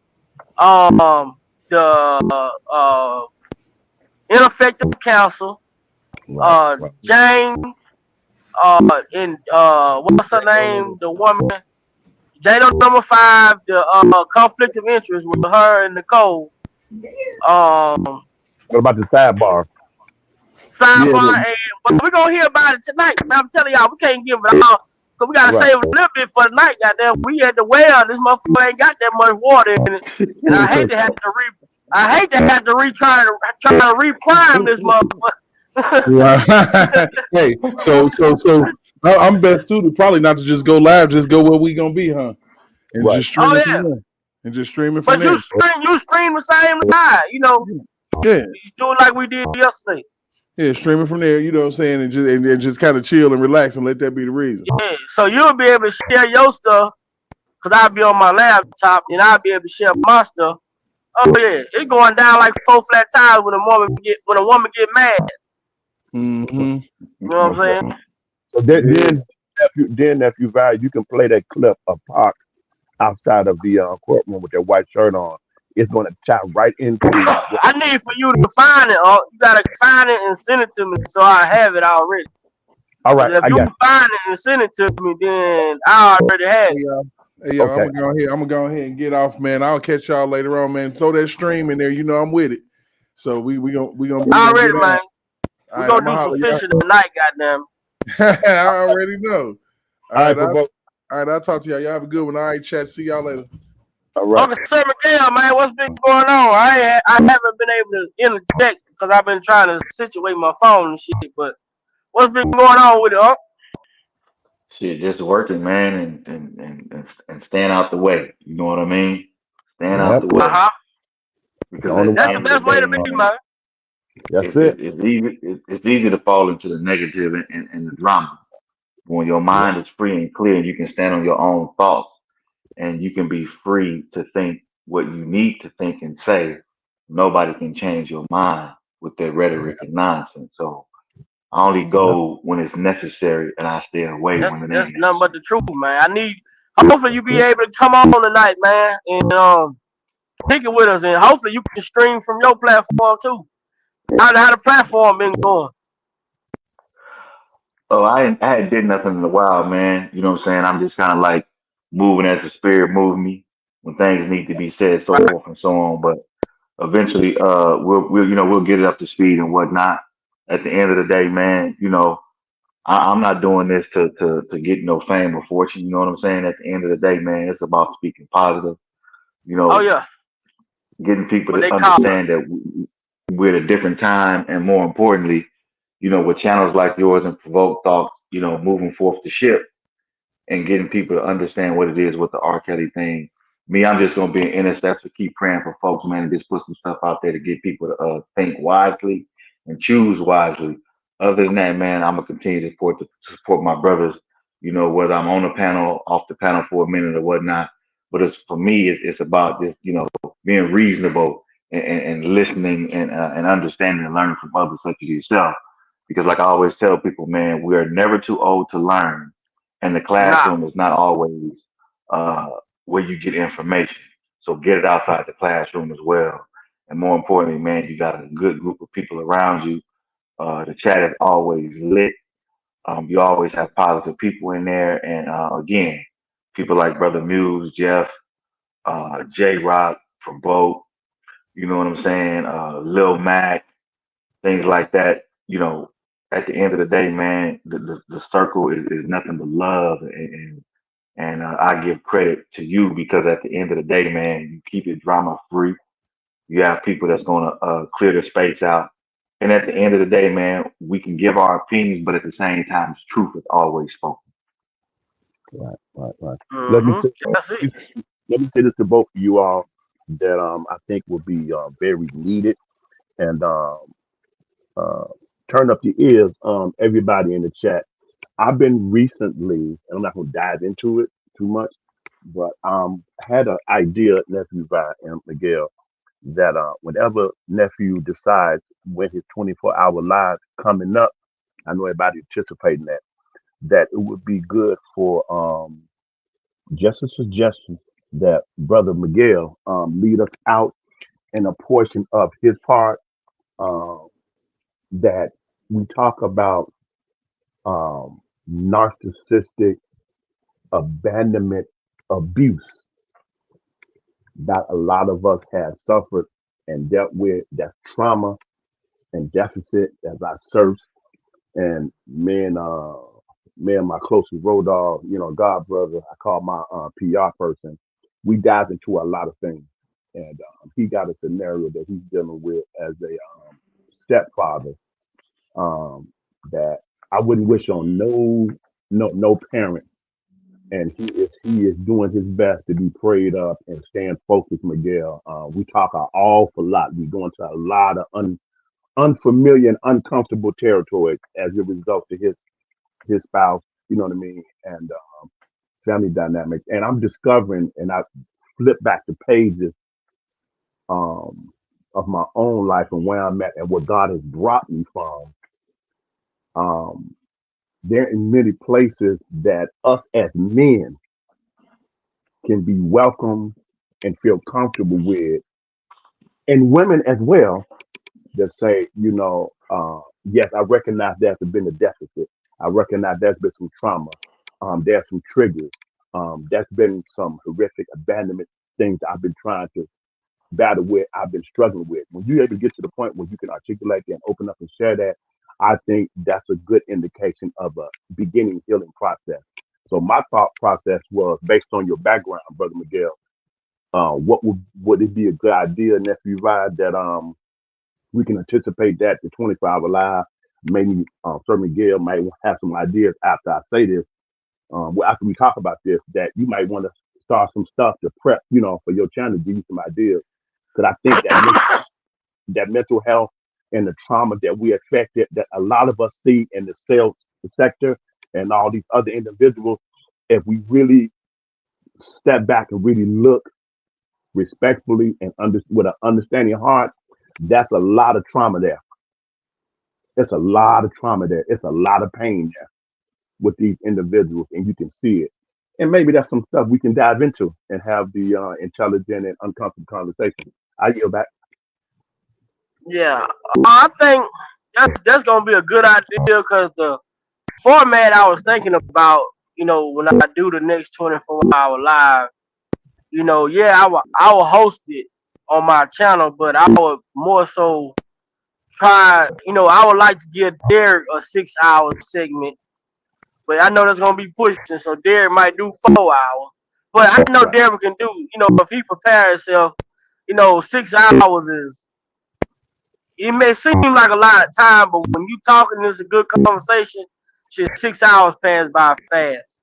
At least, So if it's 4 hours each, but I would like for Derek to have a segment where he able to present. I would like for Sir Miguel to have a segment where he able to present. You know, then I have my segment that I present. Then we have an open, open for everybody.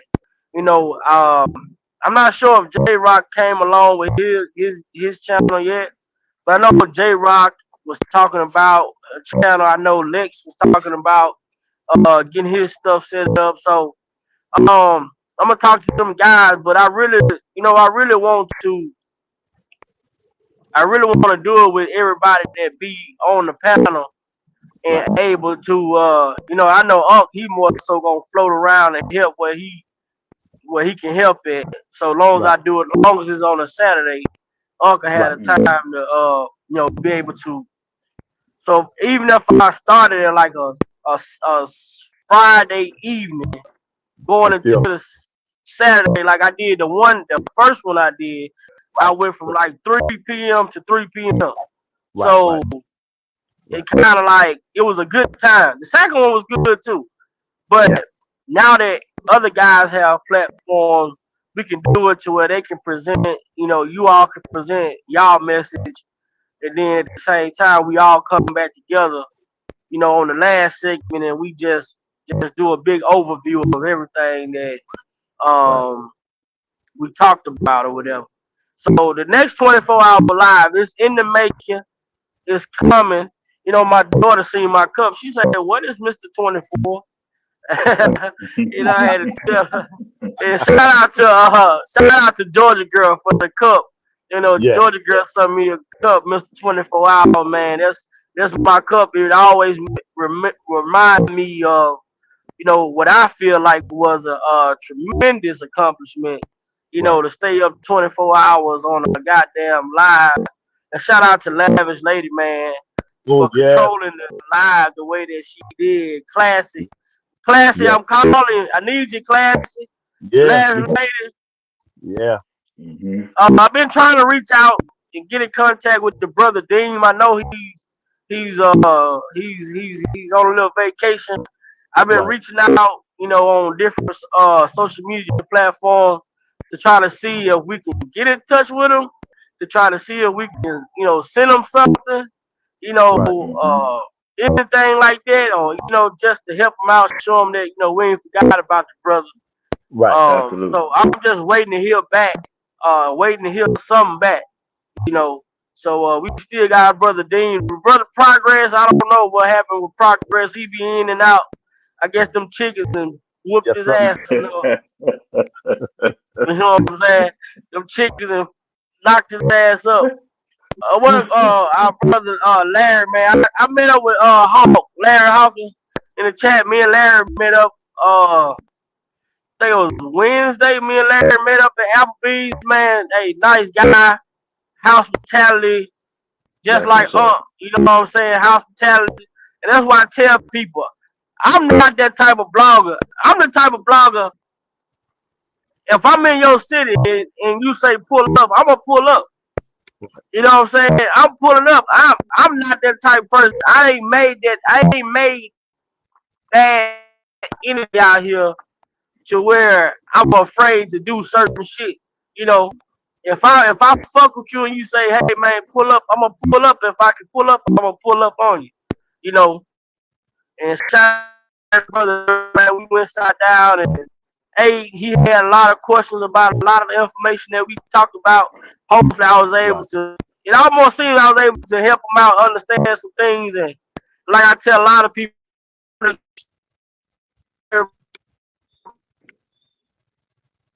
That's his signal going and on. this is how you have to look at Mm-hmm. life. You never knock a hustler, no matter what his Right. hustle is. You never knock a Right. hustle. So in life, when it comes to information, you never knock the information, no matter where it's coming from. Because once you do that, Right. you put yourself in a position to where you may miss out on an important key just because you say I don't rock. I don't fuck with a lot of people. That don't mean I won't listen to what they Right. saying. Right. Right. I'm gonna listen to what they Right. saying because they might speak on something that I need. Right. Mm-hmm. Will I fuck with them? Go sit down and have a drink with them? Talk? No. But I listen to them. Right. Right. So, what So you think about my the biggest idea? thing, it's gonna go down just like it's gonna go down like that, you know. And I just Right. want for the people on the YouTube streets, man, for all the people that's in the YouTube streets, man, do yourself a favor and get your emotions out of what's going on. Therefore, you're able to listen to everything and Right. form your own opinion about what it is that you are looking to understand. Because you can't be listening to this to understand what I'm understanding. You have to have your own understanding for what you want to know. You know, and I understand it's hard for a lot of people that want to go on different platforms, want to do different things, but they loyalty lie on certain, you know, in certain areas, and that's understandable.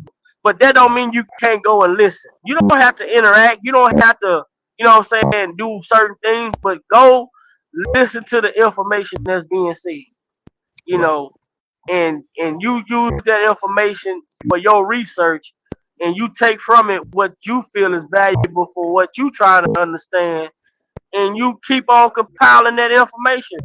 Eventually you gon' man, I've learned so much about law since following this R.kelly case.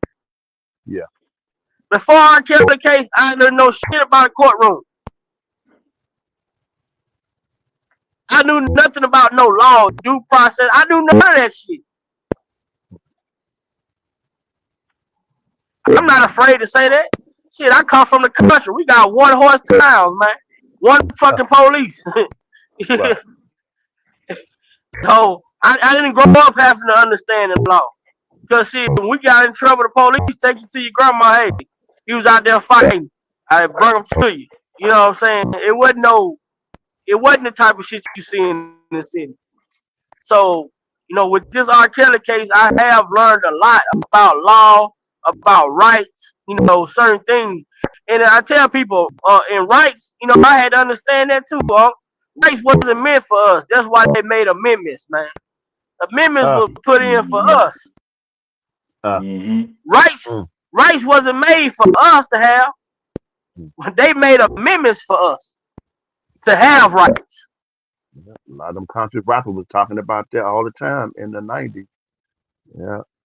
Uh, Darlene got a good suggestion, nephew. She said, hopefully R. Kelly book can be part of the 24-hour live as well. Yeah, I had Lil Mac. You know, Lil Mac. I had to Okay. get up with Lil Mac Okay. to go over the book, Okay. Solar Coaster. Yeah. Okay. So I'm gonna I'm gonna make a post on my community wall about the 24-hour live and have people just drop suggestions and you know, I would love to have a 24-hour live.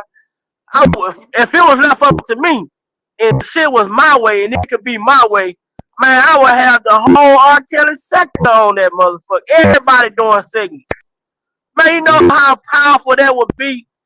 Ooh, that'd be You would have legendary. a 24-hour live and each individual, if it's 12 people, man, shit, that's 2 hours. Yeah. 12 different bloggers, 2 hours to Yeah. present, 1 hour to just do an overview. Right. Man, that shit would be, man, look here. I'm an idea, nephew. That don't erase that. Tell him, Miguel. Do not let that go. Keep that. Keep that. That's phenomenal. That's a phenomenal idea. What you think about my suggestion, Sir Miguel?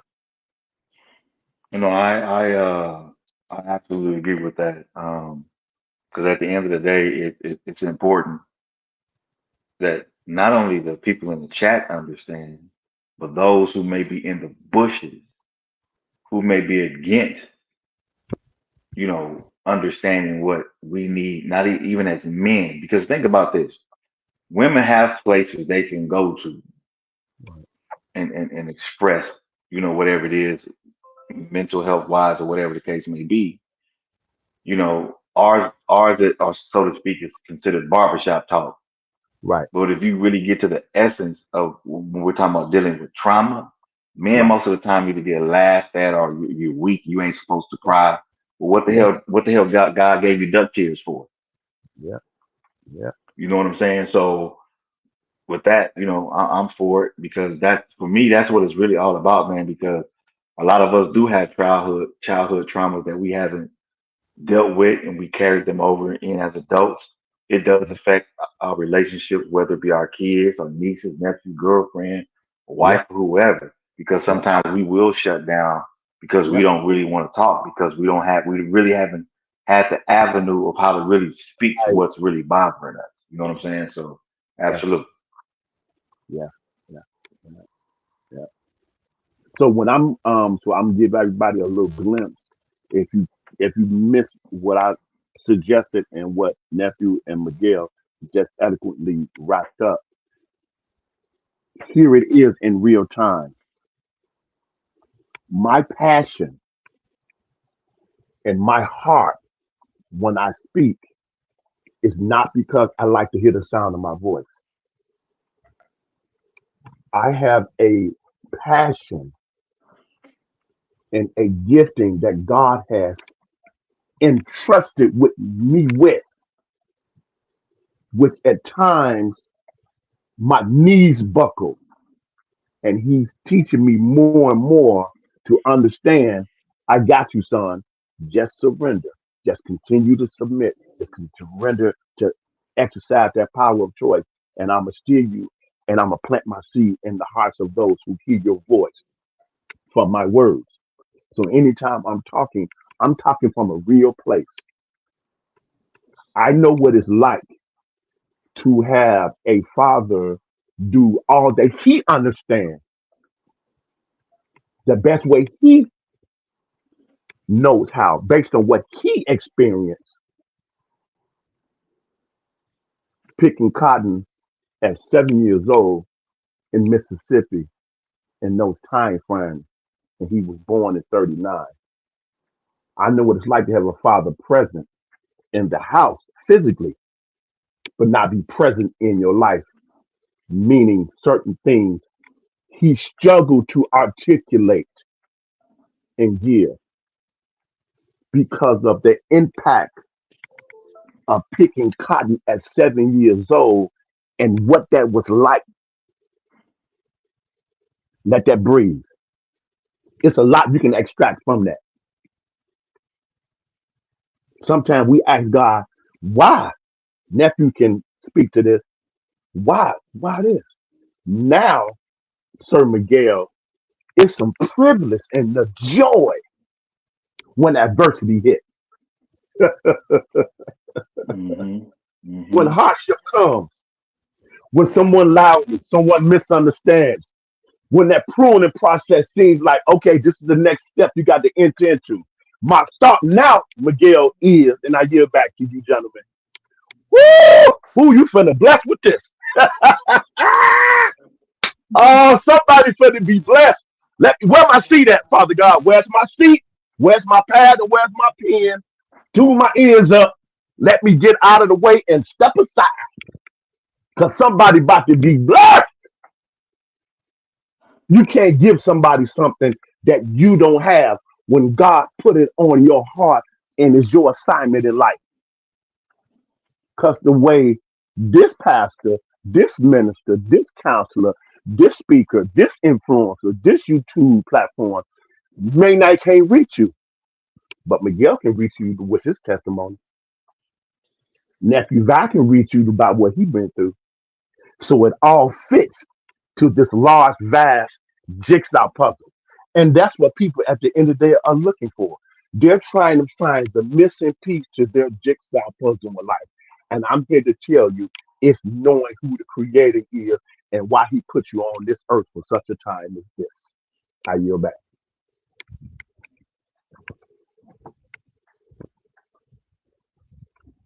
Well said, brother Muse. Um, yeah, man, I agree with everything you said. And I just want people in the chat to be aware. You know, I'm here for the right reasons. I'm not here for BS and nonsense, and that's one reason why I support my brothers in terms of what they do and get on the panels and things when I can. Because at the end of the day, we all have a job and a purpose in this life to do.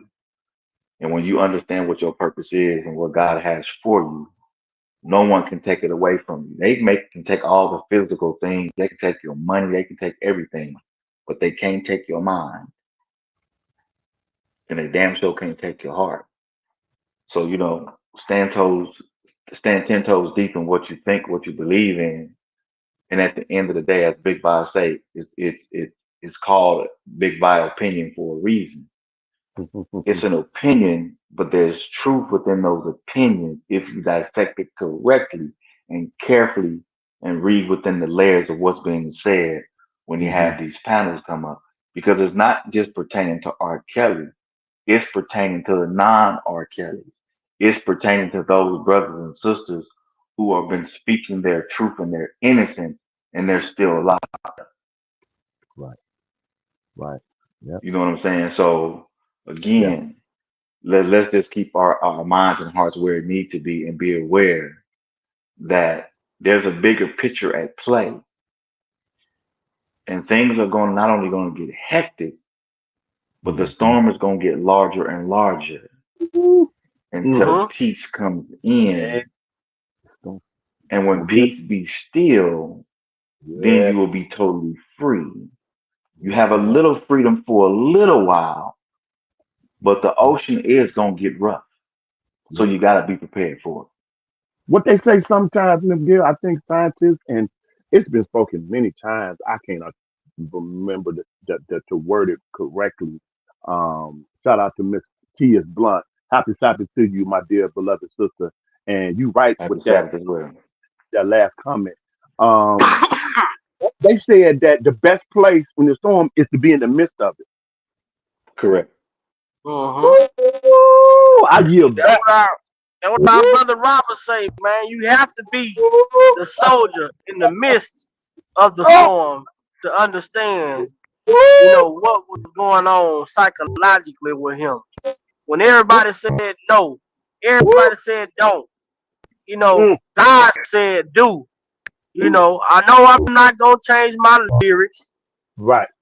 If no, I'm not gonna stop putting out music because if I don't, it'll just give them what they want. Yep. Yeah, he did it. Yep. No, he said just like any soldier in the Mm-hmm. midst of a war. Never Why lay. would he put his shield down? Yep. Never lay your sword If down. my music is my sword, why should I put it down when it's time for me to go to war? And And those that's people that came after that man understood that. yes. They understood that. Yep. They studied this man similar to like you say Malcolm X's and the Fred Hamptons and the Tupacs and everybody else, man.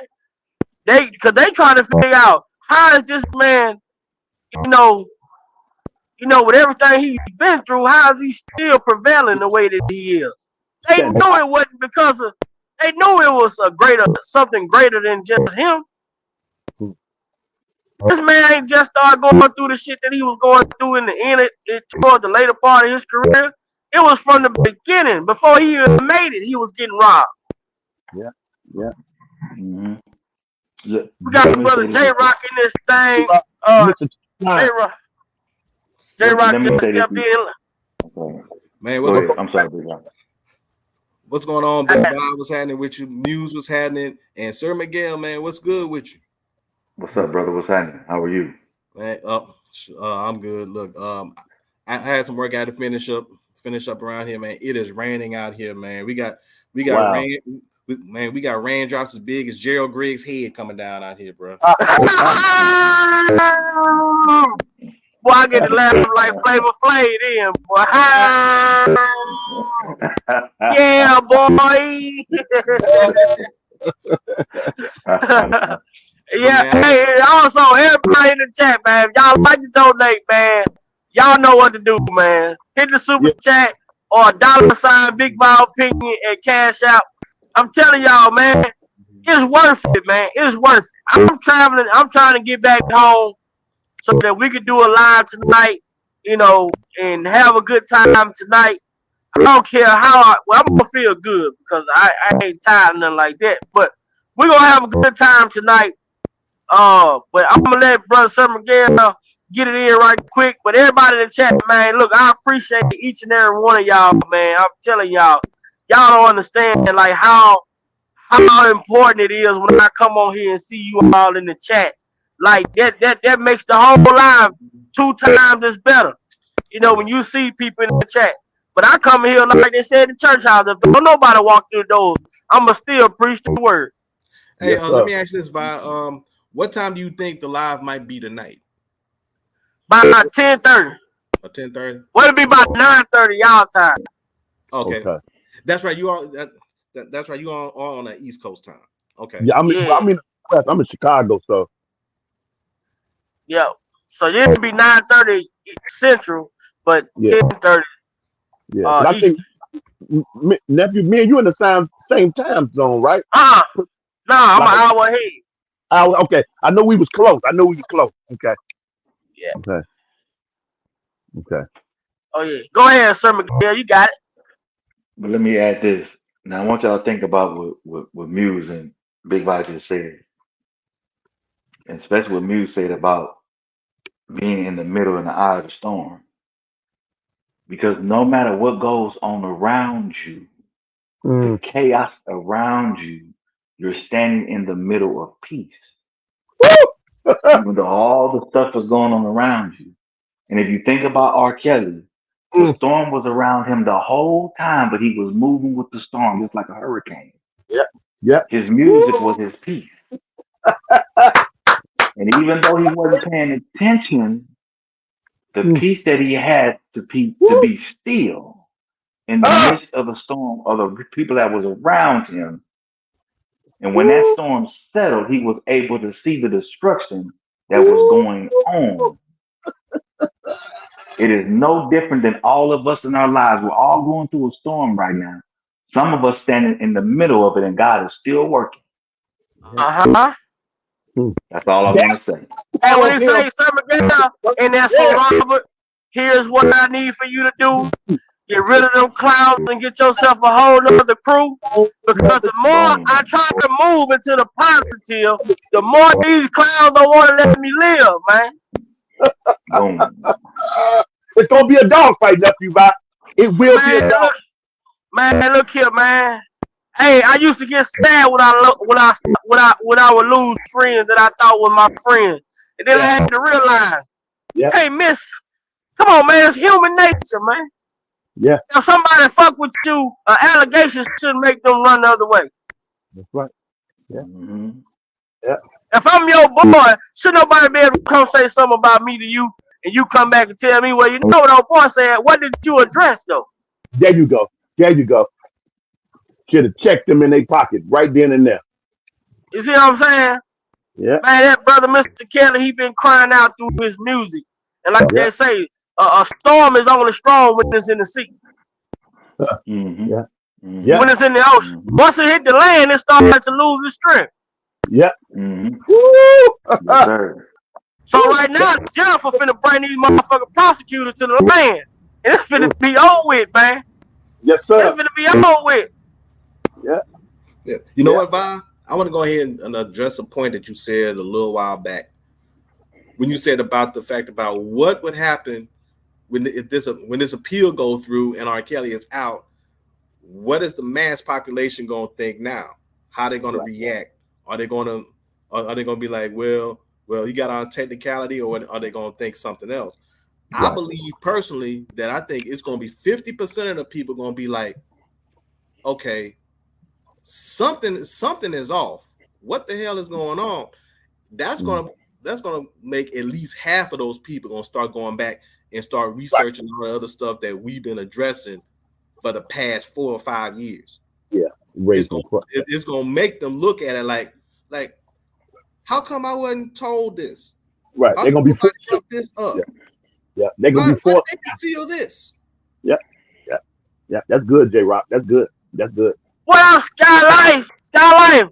I'm right here. I'm on East passing this East Chicago. I'm on 90. What up, Skylife? Skylife probably need to come get somebody's legs. She been gone for a minute. Right. Skylight, what's going on, Skylight? What's up, beloved? Yeah, man. But I appreciate y'all brothers so much, man. The sisters, man. It's so much that we discovered, and through the like I say, through the midst of all of this, we have grown into a union, man, of brothers that come out, and we all, like we say, Sir Miguel, come on, what's your mental like? What's going on with you? Like it's just, man, and it's natural, man. It's not no gimmick. You know what I'm saying? It's not no front or facade. This is what it is, and this is why I enjoy it so much. I take my breaks, because a lot of times I have to mentally not let myself get overwhelmed with the bullshit, and I don't want to address none of it, or I don't want to speak on none of it. So I would rather step away because everything ain't meant to be addressed. That's right. Everything ain't no need your attention. You know what I'm saying? You cut your finger, you need a band-aid. You cut your toe, you need a band-aid. You cut your arm, you need a band-aid. Now, if you break a limb, you need a doctor. Right. We gotta go to the doctor with this one. I can't, you know what I'm saying? We can't do that. So when I look at these YouTube streets, I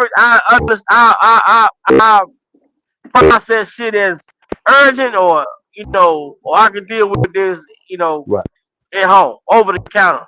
You know what I'm saying? But motherfucker, keep on. Somebody gonna get a prescription. I'm telling you, and I'm gonna feel that motherfucker. It's just too much bullshit. But at the end of the day, I understand what the bullshit be about. And like Kel say, man, if you stop doing what you do, it will only satisfy or make it seem as if it's validity to whatever it is that they want to associate you with. So, for me, it's all about chaos. It's all about the injustice. It's all about having a conversation, man. And I tell people all the time, I just want for the people to not get so caught up in what's going on, and just as an individual person, seek your own truth, seek your own information, your own understanding. We'll allow people to tell us how to think. I don't say we, but if you allow somebody to tell you how to think, I feel sorry when they lead you to that goddamn edge of the cliff and don't tell you. Right. I ain't gonna be the one down there trying to save you.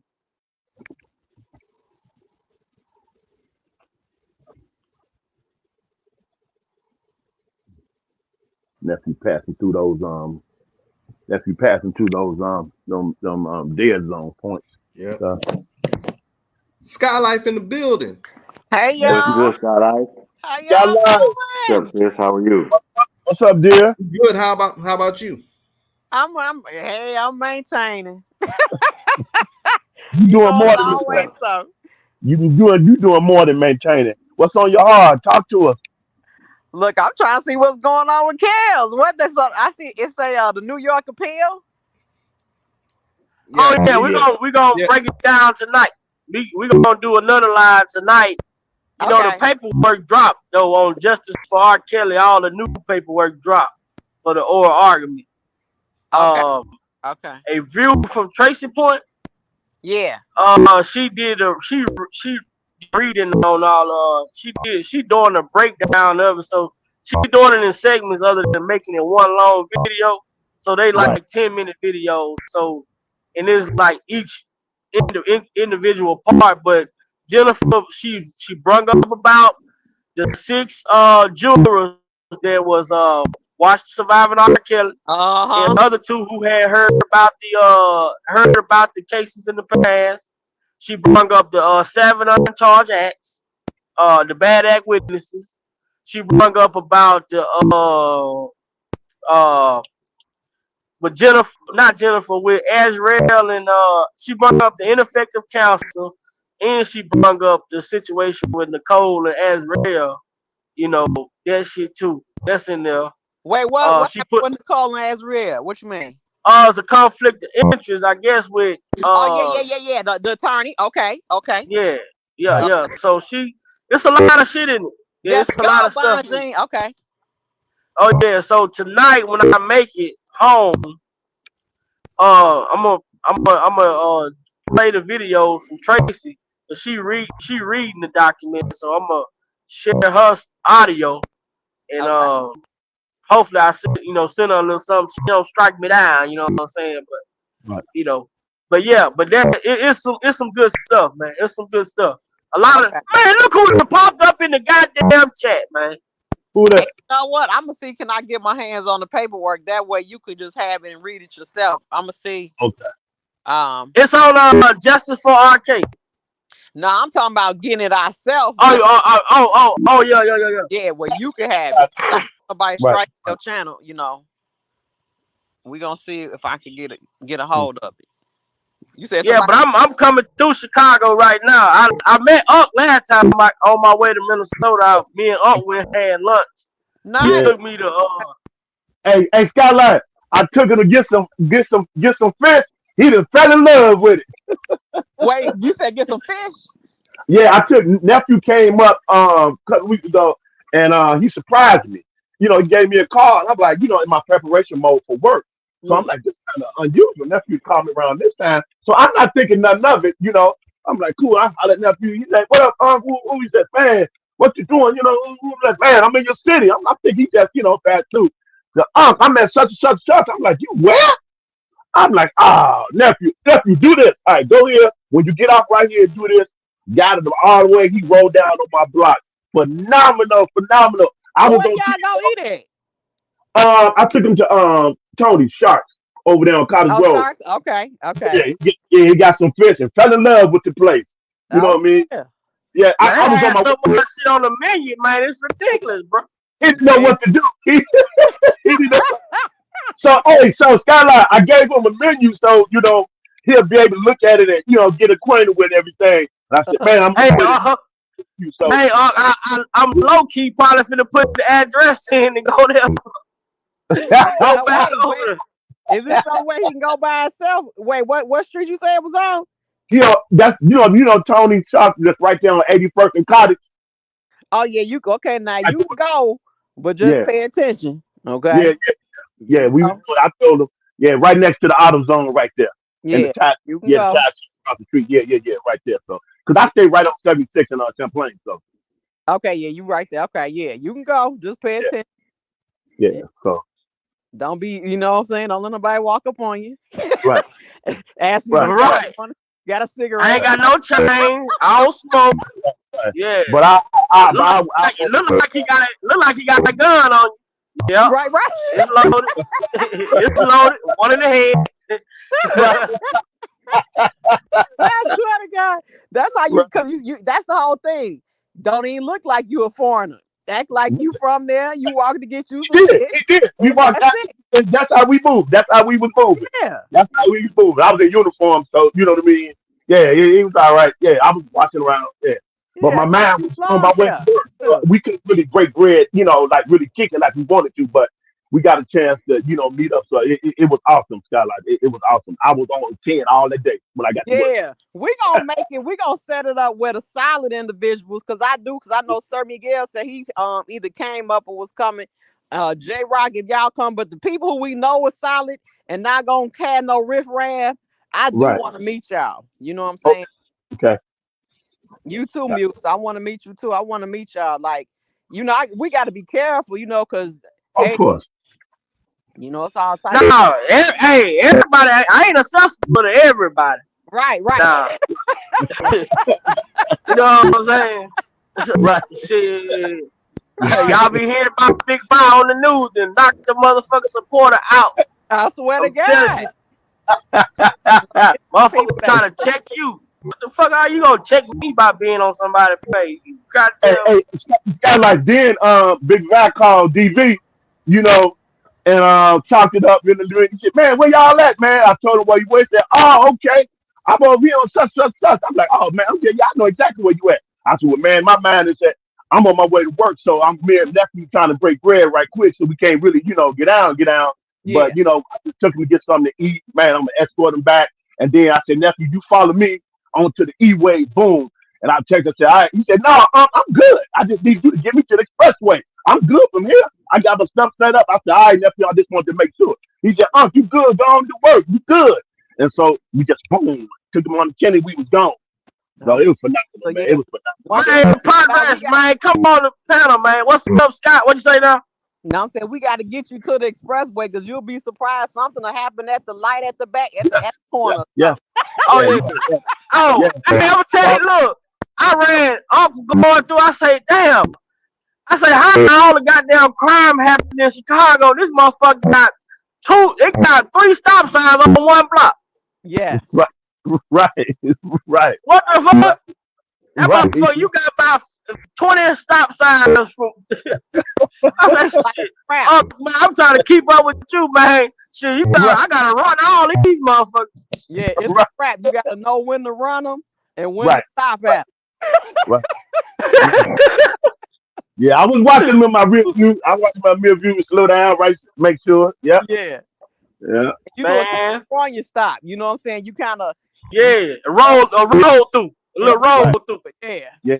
But I took him through some like in the hood. I took him around some back door. You know what I mean? Down some. You know what I mean? So that's I maneuver pretty good. Yeah. So Got to go yeah. through us and through the neighborhood. Yeah. So yeah, I had him. I had. Well, I'm glad, because I'm definitely want to catch up and chop it up with some of y'all. So And like I say, man, Jeff, and see the thing what we gotta meet, cause I'll ride over to Chicago. It ain't no long drive for me. But Jeff got the studio. Jeff got the radio. They got the syndicate. yeah, you're right. He got a location. I see what you're saying. We got But I couldn't hear you. It went out a little bit. Jeff,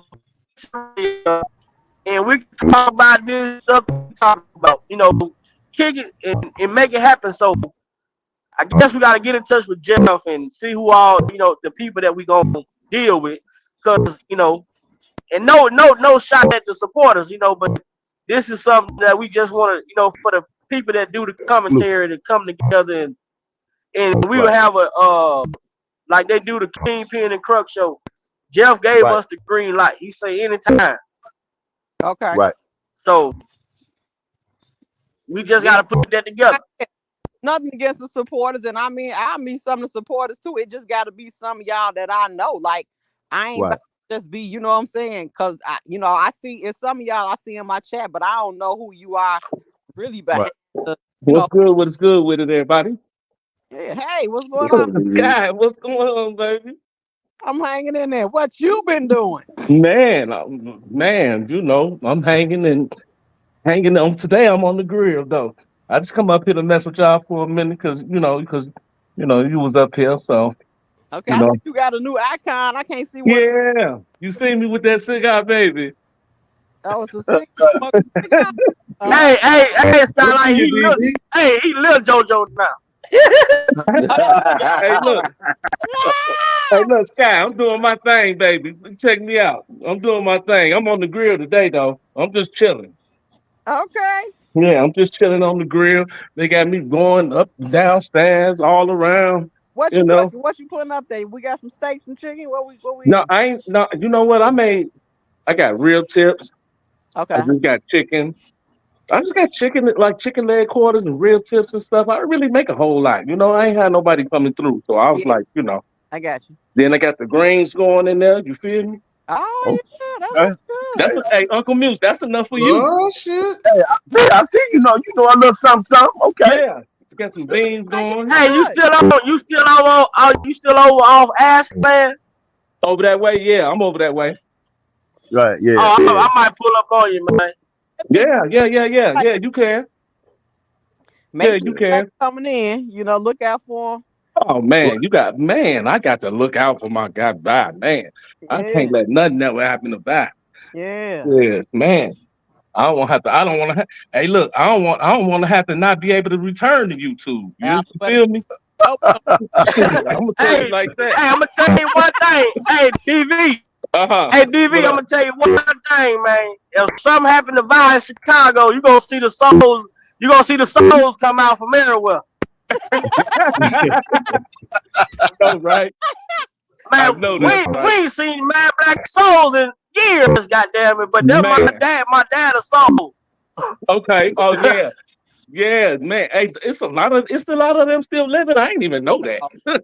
Yeah, Especially out it's a west. lot of it's a lot of them old motherfuckers still around. Yeah. I got a couple of buddies that's some souls and shit. This like last of my chicken right here I got on the grill, you feel me? So like I Okay. said, I ain't do much. That's what's up, man. Yeah, so I ain't do much. I'm just chilling on solo dolo, I guess today. Didn't nobody Yeah. want to come spend time with the Bookie Boo.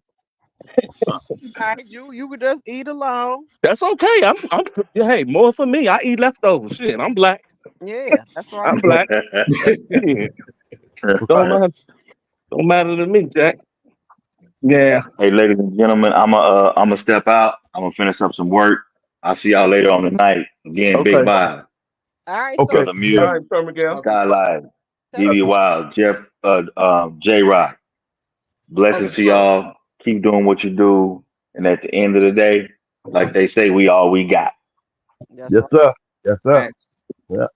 I'll holler Right. at y'all in a minute. All All right. right. All right. All right. All right. Hey, Vi, I'm gonna try to make it back tonight. I gotta holler at Uncle JoJo, man. Tonight my night, so you know what I'm saying. Damn, move your night from Monday to Saturday now. Man, well, he be on Saturdays most of the time too. You know what I mean? Yeah. Yeah, Oh, it's yeah, he all do. man. Look, man, it's all cool. I'm not asking you to Yeah, to yeah, to yeah, to, to not do your thing. You know yeah. what I'm We saying? yeah, cause Do what you do. You ain't gonna yeah, get no strike. You ain't gonna get no strike or no write up if you don't come to Big Box. I know that's right. Yeah, yeah. We've been shaking it up on Mondays and stuff, doing a little bit of both. Here and there, moving around. Me and Cookie been just tapping in, doing our thing, staying woke. But Shit, I tell you, y'all got the challenge, 24 so hours. y'all Bye. need to start doing the content, man. Right. Yeah, yeah, man. I know. I had a couple of questions. I had a couple of questions for you too. I think she did. To be honest, uh, yeah, she had a couple of questions for you too. So we're gonna be hitting you up. Y'all just hit me up, man. I try to help Yeah, anybody I can help, man. most definitely, most definitely. It is what Maybe it I can is. give y'all. Maybe I can give y'all a segment on a 24-hour live. It's That's on what's the up. way. Right. Okay. All right. We talk to the constituents. Oh yeah. The higher ups. Don't try to tax me now. This is a non-profit organization. Organization, huh? Nah, I wouldn't dare tax you, man. I wouldn't dare. Hell no. Hell no. We might have to text Sky, man. She been dipping at that. No, I'm just playing Sky. I'm trying to make it come back. Man. It's like I- I'm doing It's good. on Monday, Ashley. you say what now? Oh, she No, I said, said, yeah. Monday, yeah, Ashley. oh, Mm-hmm. Yeah, it's coming right up. You gonna be able to come back tonight, Sky, or what? yeah, no, I'm gonna come on. Y'all said she gonna be here tonight, man. Yeah, I gotta hear. I'm Okay. doing these taxes, but I'm trying to get them together right now, Right. so I can send it off to the guy. Yeah. Do his thing. So that's Right. the thing being a How the puppy been, Scott? You got the puppy yet? now. It's time. I got the call. I was gonna announce it. You know what I'm saying on my other channel, but yeah, he Yeah. falls Oh, back so in my you can court. still, so you gonna still get it, huh? Yeah, I'm getting a puppy. What Yeah. you mean? It's I gonna mean, last time I talked to you, I know you couldn't. The situations was going on. You couldn't get it then at that Oh point. yeah. Now Remember? I'm Yeah, still yeah, at that same point. I still want to move and yeah. all that, but I might have What's to up, Courtney? make decisions. You know, Scott, you done brought Courtney out now. court in the building. Yeah. Let me go. Let me look on this phone so I can see who in the chat. Hey, chat! I forgot to say hey to the chat. Hey, y'all. Yeah, we definitely gonna chop it up. But yeah, I gotta the puppies is going to come. Okay, so yeah, just know. So now I gotta be my time about to be real crazy now. Right. But it's all Okay. gotta do what I gotta do. Oh, okay. Make it happen. And I could have you be the dog sitter for when I Good go do- out of town. Oh no. Oh, you must be. Oh, you meant Vi. Oh, okay. he can. He can. Hey, look. The Hey, good thing about Scott. Vi, he could pull up on your ass. Hey, Scott. You gonna get your dog from DV? Goddamn dog that had 2 or 3 drinks. Right. Give in the dog throw up. I'm trying to tell you. Hell yeah. Look, I got plans for buy anyway. Look, I'm gonna have me a spot down there so I could have the dog go down there and stay. I'm prison Uncle Vi, you little bitch. I'm trying to tell you, man. I'm thinking about getting me one. I've been looking at some, but they want so much for these Frenchies. I'm looking into Oh yeah. something different. Oh yeah. Them motherfuckers cost, bro. They I probably cost. go into the Cane Corso or something like that. I don't know. Oh yeah. Something different.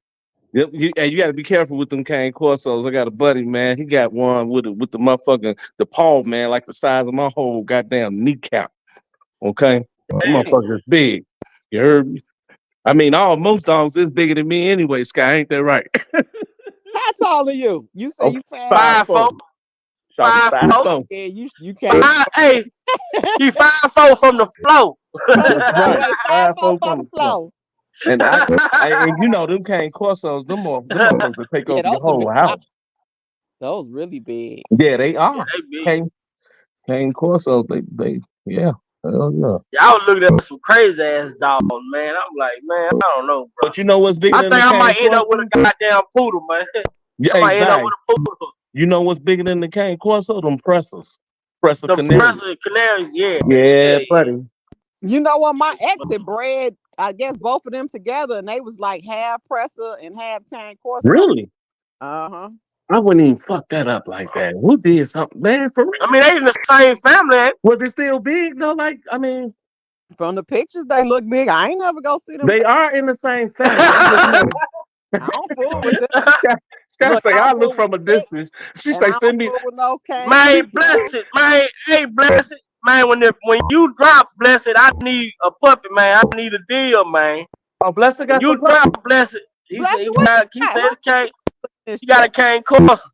Oh, bless it. I ain't know you got no corso, bro. Hold on, let me look in the chat. She got some. And he got a female. Hey, Ashley Davis. I talk to Blessed most time, and I guess because we don't never talk about dogs, though, huh, bro? That's my man's Blessed. All I know is Blessed got big hands. We miss you too, Progress, man. We just talked about you, bro. You got to come on the panel tonight, man. Progress 2 times. What's good with it? We need to know why was Ann Donnelly in R.kelly paperwork. Ann Donnelly was in there. Oh yeah, sidebar. Now you know when Progress told Larry that.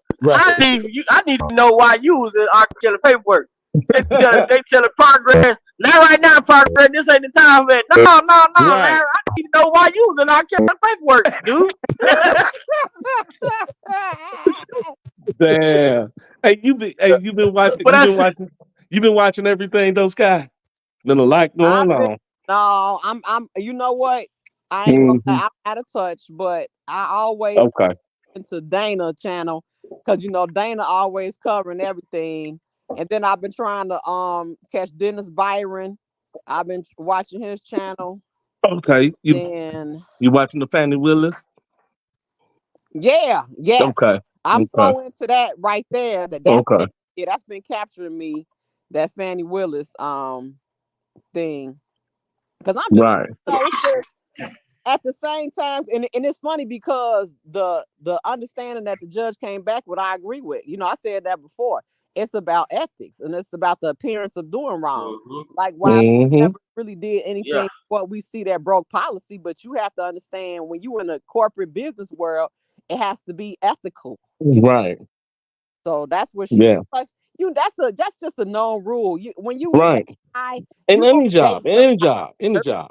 Yeah, you don't date somebody at work. Like, what are you doing? Right. Yeah. Just making problems. Yeah. The good part was she was giving him all the money. Giving him the money. Look. So she say. So she say, right. Right. I guess hey Scott, they had to find somewhere to stick it though, right? Yeah. Look. You So know. she say. I mean, I think she probably did give him some kickbacks. No. I'm sorry. Let me retract that word. I believe she did pay him some money back because I feel like she probably one of them strong, independent women and don't want to make it look like a man is carrying her. So I believe what Mhm. you're saying. Right. But What about Scott? What about that chick over there in Dalton? That man over there. what she is 1,000% scammer. Like Man. just I- everything I've been seeing on her is just bad. Like she was on Pocket Watchers did something on her, and it's just like I just don't like her ways, and it's like she's spending all this money and like what are you doing for the community? right. No, she ain't doing nothing. You know, I spoke on her for a little bit. A okay. little bit too. I mean, she ain't. No, she ain't. Over there flaunting that people and stealing them folks' money like that. Yeah, Talking about she doing opening up cancer things. Come on now, you know you ain't. No, you ain't. It's all a cover up. yeah. Then they gonna bust it too because Hmm. matter of time. Because Yeah, Dalton be real nice. People don't know that Dalton used to be popping. yeah, it did. Getting corrupt people in there. It used to be real nice before. What we say, Scott? Before the '90s, really? Before the '90s, really? Probably. Right Yeah, around the 90s, it started changing. it started changing. Yeah, Uh, it used to be real. I mean, nice. yeah, it was nice over there. I mean, I ain't gonna even lie. And they done let all these people get in and corrupted in the, see, the thing is, like we said before, when them buildings fell, man, people was all over the suburbs. Yeah. They was all over the city and the suburbs. So Mhm. Yep. that's just how it go. Hey, Dr. Williams, if I missed anybody, hello. Yeah, y'all, I'm trying to make a comeback, but I'm glad y'all still on here. That's the thing, because Biles say something to me on Instagram, and I be telling him, go ahead, because keep the R. Kelly ball and the movement rolling, because it's not Right. a lot of true subscribers out here anyway. Right. You know what I'm saying? Keep it going. Mm-hmm. Exactly. But yeah, I'm glad she brought up that because I really want to know how that's gonna pan out. Because me and Keller argued about that about last week about the jurors. He's like, just because they saw the documentary doesn't mean anything. And I'm like, yes, it does. It does. That's the main argument. I got a question about that. Whatever crack he's smoking, man, I don't want none of it. I really don't want I'm gonna none of stay it. out of it. I'm gonna stay out of that one, Kelly. Yeah. He all right with me. No, What did we just talking what to did him. We ain't talking bad about him. He'll I be know all right. I know I'm just saying, but what did one of your late Chi-Town legends by the name of Robin Harris said on his set? Leave that shit alone. I swear. Leave Let it that be. alone. Because Let it be. That's a whole narrative. You got a whole docuseries to slander this man's name, brand, and reputation, and talk about, well, that don't mean anything. Oh, that's like somebody saying that you pregnant, that you got this woman pregnant. She say you the father, and the DNA test has not even been given yet. But you gotta be ruled to pay child support on. And let's emphasize docu-series. Right. Plural, more than one. Okay. Right.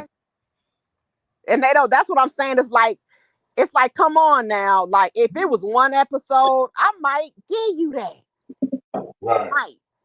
But back to back. Right. And then you go away, come back again. Come on now. Come on. Right. Like if you don't believe us first time, oh, don't worry. We got 2 and 3 Yeah, on we for got you. 2. We got 5 of them for you. Right. Like, come on. Because that's what I'm saying. I try to be like, just be fair. That's all I ask when I argue with them. Be fair. Like, I understand you don't like him. I'm not asking you to like him. I'm just saying be fair. That's it. Mm-hmm. You gonna always, and right before his trial, and then you want to act like you not changing for one, contaminating public opinion and the goddamn jury panel. Like, just stop playing with me. Right, and you are right. And see, the thing is, man, people, in regards to everything that's been going on with R. Kelly. Let me go on mute for a second. Okay. And the way the narrative has been pushed out. Look, Muse has said this. Other people said, I'll say it again. That all these people against R. Kelly have been hypnotized by hatred, poisoned by prejudice, and indoctrinated with envy. Yes, sir. That's true. That's the bottom line in this whole damn thing. And then, and like your boy, like what Big Vi said earlier, when he talked about the Lil Rel interview with Shannon Sharp, the only story he comes up with the fact that, well, you know, he roped off an entire VIP section for himself, and that's the only thing you're gonna come up with. But yet, never thought about the fact that maybe John Singleton knew that R. Kelly was coming, and maybe he roped that off on his own. Now wait, I missed something. When was this? When was this? Like what you referring to? Uncle, you know, Shannon Sharp got his podcast, got a show, Uncle Shay Shay, right? And obviously, you know about the Cat Williams interview. Lil Rel did one about 2 days ago, 3 days ago. Okay. And he was talking about everything from, you know, his career. He talked about Bill Cosby. He talked about Sinbad. R. Kelly's name came up also. Okay. And he talked about, well, you know, R. Kelly had did that, and then he was talking about how he was an extra in, you know, the Trapped in the Closet series, that he was an extra kind of in that. So, you know, he was kind of saying some disparaging things about R. Kelly kind of for the most part. And then he said something to the fact like, well, you know, they still play his music around Chicago. I know DJs that still play his music. I wish if I ever get in the gym like that Chicago love me like they love him. And I'm like, dude, you coming out here trying to throw out all kind of different shots at that dude. Now, remember, Lil Rel had a TV show briefly on Fox with Sinbad. And in that show, in one episode, he had like a little party scene, club scene, and Drea was in the background dancing. Wow. So, you know, if you had Drea in the background, that to me sends a huge red flag anyway. Yeah, well, he's a hater. Because people always want to say stuff, and even still, I'm still arguing with people over kills, and it's like, you're not facting though. You coming with stuff that you hear and propaganda pieces. Like, what are we really talking about? Like, let's get down to the meat of this. You want to go with the rumors and all this. Just that's the part that irritates me. Like, if you could argue the facts of the matter, then I don't really have a problem. Right. And also too, he also talked about Corey Holcomb. What did you say about Corey? He said that I didn't catch the video itself, but I got to check it out. But from what I heard in regards to it, said something like you know, Corey Holcomb says a lot of shit that don't make sense. Yeah, Corey Holcomb, I think he was a hater on Kels, from what I remember. I think he was one of the people that was hating. And never got off of that. Because, you know, Tank was hating at first and he came around. But you know what? I don't know. I don't know what may have turned with Corey Holcomb, but Corey been speaking up for him. Didn't he do a phone call or something? What was that? He did a phone call with him. He did a whole live on his 5150. Yeah, but I don't blame the way Kels played. What's that boy named? Lil Rel. That's why Lil Rel seen him in the club again. Seen him at the club or something. He told him, he said, "Who are you?" Dang. He dissed him. And then he seen him at no, it wasn't the club was the first time he seen them. Let me straighten it out. The club was the first time he seen them. And then the second time, I think he ran into Kels at some type of little what he say, bro? Little Hollywood party or some shit like that.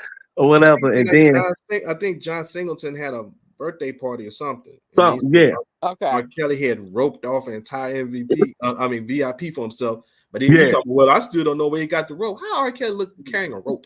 Right.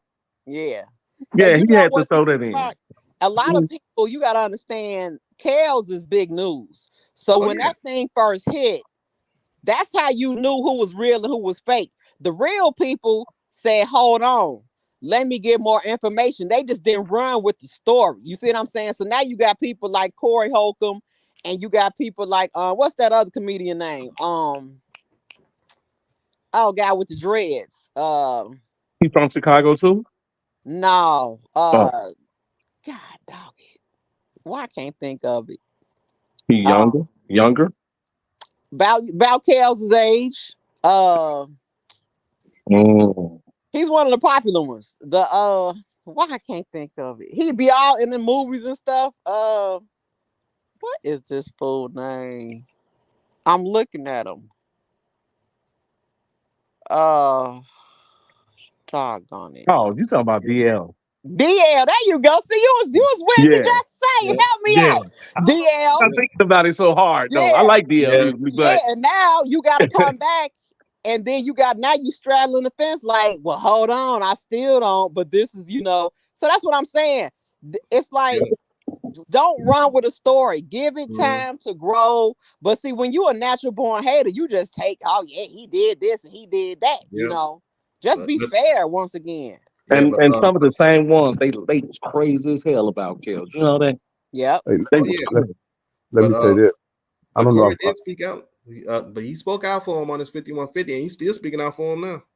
No. I'm glad because people need to just, we ain't saying like him, we ain't saying say ain't nothing happened. We just saying be fair and listen to what's occurring so you can get both sides. That's all. Yeah, let me say this. I don't know if you guys recall, but I don't know if you saw it. But Sharon Wimbush reached out, from my understanding. She reached out to Corey Holcomb. Let me backtrack. When we was in this midst of the sector, I was pointing out certain comedians that's solid, that to stand up, that really the industry don't want to mess with. You know what I mean? They scared of their voice. And I was mentioning people like Eddie Griffin, Cat Williams, and I said Corey Holcomb. And because of what my thought process was, I said it'd be nice, man. It'd be something that Corey Holcomb get a hold of some information, man, and speak out.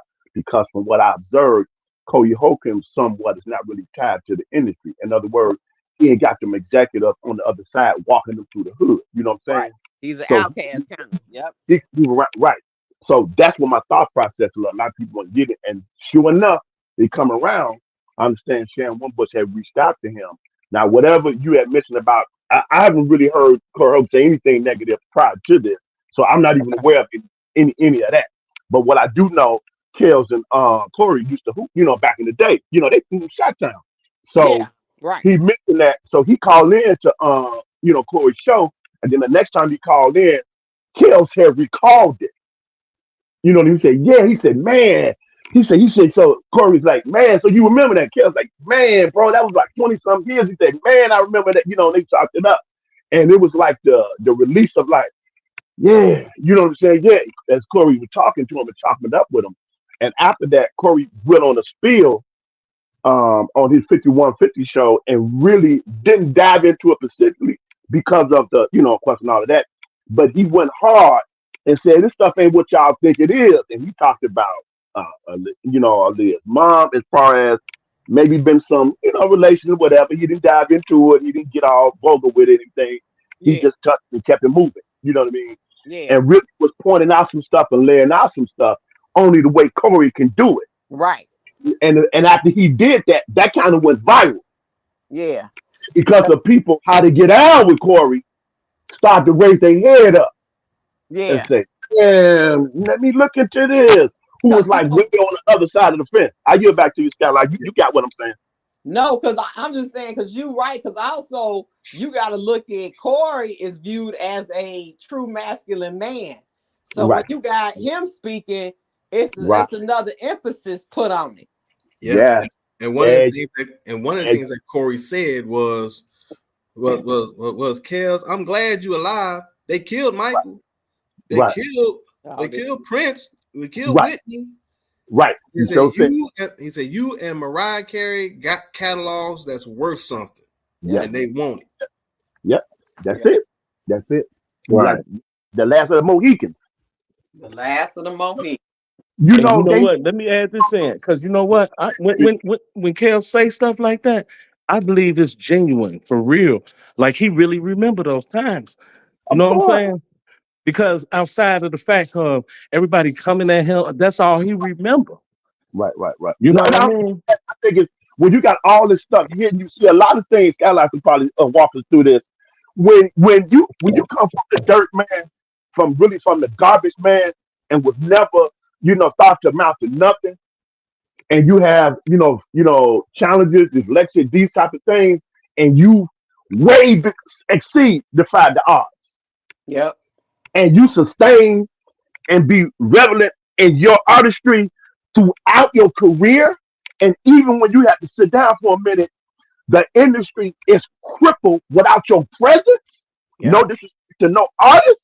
That says a lot, bro. How you was grinding and the truth of your artistry, that you wasn't putting out garbage. You know what I'm saying? So to be able to sustain that and a lot of things that we would never know about that you have to deal with and how you have to move. That's why it irritates and vexes my soul when people, these individuals talking to anyone, well, you couldn't do this when you was with him, and you could listen.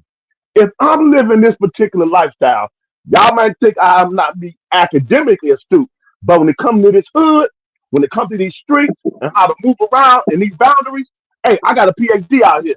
So Thank if I'm telling you I'm attached to this industry and I've been in this game for 30 years, not coupled what I've learned in the shot and all these other major cities and these hoods, when I tell you when you walk, when you move around, you got some throat cut suckers who trying to come at me doing this. I don't want you broke the shoulder with this, and I'm a brand. It's a lot of stuff come with that. you. Yep. But they're not going to share Right. that interview because they don't fit the narrative of them trying to go after their bag. Because it might have been a groupie or it was just this, but you trying to make it like it was this or that. You know what I'm saying, Skyline? Yeah. Facts. You facting. Absolutely. Yep. You hit it right on the head. They got to control the narrative, and and that's the part. See that part right there. When people take the facts and try and fit it to the narrative, that right there. See, I'm glad you said that because I never have been able to identify that. That's what it is. That irks me to death. Like that pisses me off so bad. And it's like, no, this stands alone. Don't try and, because same thing like we just said with the documentary. That does not fit into to try and say like that's not tampering and that's not a salacious propaganda piece. Like that stands alone, but you want it to fit into ain't nobody doing nothing to him. He Right. did all this bad stuff. Let's downplay this. Let's downplay that. No, we're not downplaying that. No, Right. The math is not mathing. the math ain't mathing. But you're right though, because like you saying, when you coming up, and see, people don't understand when you come up, you meet certain people, and when people, tap into you or help you out or give you a good word, you remember them people. I know I do. Right. Because anybody to help me get a leg up, I'm like, hey, you know what's going on? I might not know your name, but Right. I face. Right. Right. Right. Yeah. Yeah. But yeah, I'm glad they still got the ball rolling. Bonjean coming out with it. Oh man, they wasn't expecting that. They wasn't expecting her. They didn't see that coming. I I can. know they didn't see it coming. They didn't see it coming. They trying all these legal gymnastics, all this foolery and stuff, man. It's Yeah. ridiculous. And I say this and pass it back to Starlight. This how dangerous this is that people don't get. When you look at the way they can take a very law that they supposed to be upholding, and they can, because of the whatever agenda they got in their head, personal gain for their career, but all of that, whatever. But when you got that much vitriol and malice in your soul, that, like I said on Big Vibes last 24-hour live with Ann Dunley, when someone is put in a position as sacred as that, that governs, and even for the sake of the bench, for the sake of the bench, you can't step aside your personal. That's dangerous. Yeah. That's dangerous. But she was selected specifically, and I said on Big Vibes last 24-hour live, she was a, how did I say it? How did I word it? Uh, s- Appointed white supremacist. Mm. That's Why? that's Why? what I said. Oh, go ahead. Go ahead. That's what I said. Hmm. Planted that for a purpose. Because Mm. look at what you do. Didn't even have to see nothing. Said, oh, I already had a number for you already. But we stepped in court. That says a whole lot about what's been going on. Yeah. Before this even got to, before he even got arrested, before any charges got. This was in the working since 2008. But people don't even see her presence means something. Because to me, I view her as a woman of prestige, and that's not going to waste her time. Why would she even take this case on if she thought it was going to be a waste of time? Now I understand it's always publicity because Kel's name, rings in every hood and across international borders. But why come in and risk losing and messing up your reputation? But look at it like this, though, Skyline. We talked about this before. Remember back in '08, with 2002, when the stuff came up, and then it got to the trial 6 years later, 2008, and they said if Mr. Kelly is found guilty, he can be sentenced to up to 51 years. You remember that Yep. when when the first case was going on back in 2008? Now, from 2008 to 2024, how many years is that? Y'all do the math, and I keep on going while y'all doing the math. So now you get the trial that happened in New York, you give them 30. Trial that happened in Chicago, you give them a dub. Then you attach concurrent, then you put another year on that. How much that math is? 51 years. Oh, that's the same number that they quoted back in the trial that he was acquitted on. If that ain't enough to say, whoa, wait a minute. Some ain't adding up here. Some ain't right. Something is smelling in this house. What is that? Yeah, they And trying. look how many years they had to get that together. So this is what I would do. While I'm backdoor planning, I'm making sure I get any radio personality, any talk show host, any journalist, any media news outlet. Oh, we got YouTube and Facebook and Instagram. Oh, that becomes the thing and Twitter plan. Be popular now. Okay, let's get the ones who control that. All right, sit this out in the algorithm. Let the people be on this side. Boom. This we do. I do all of that. Oh, I heard it was a book somebody put out just by. Okay, yeah, let's put that. Let's get that book of that person. Whether or not they valid or not, it don't matter. Okay. Mm, all right. Now, what we do? Okay. Oh, the docu series. Okay. Now, while we doing that, hey, let's check over here and to see what's going on in the social media world. Oh yeah, they talk. That's they doing it right. They talk. Oh, they at them. They talk. Okay. Now we're gonna extract a lot of their conversation. Whether it's false or not, it don't matter. Just grab all that information. Okay, now y'all ready for the docu-series? Yeah, we got it going. Y'all got another episode? Yeah, we got another episode. Okay, when is the trial? It's about to come up. How long we got before he gets sentenced in New York? About a couple of weeks. Hey, that's now let them know about the BOP officers right there, what they did. All right, get everything. Boom. Now to step in the court. You done. It's a wrap before you even get in the building. Calculated on purpose. I yield back. And you know what else? Y'all brought up the fact about Jennifer Bonjean, the work that she's doing right now. I want to know what's going to wind up happening when those defamation suits start to drop, because she is a defamation lawyer. Yeah, they can run, but they can't hide. She is going to pull a whole lot of names.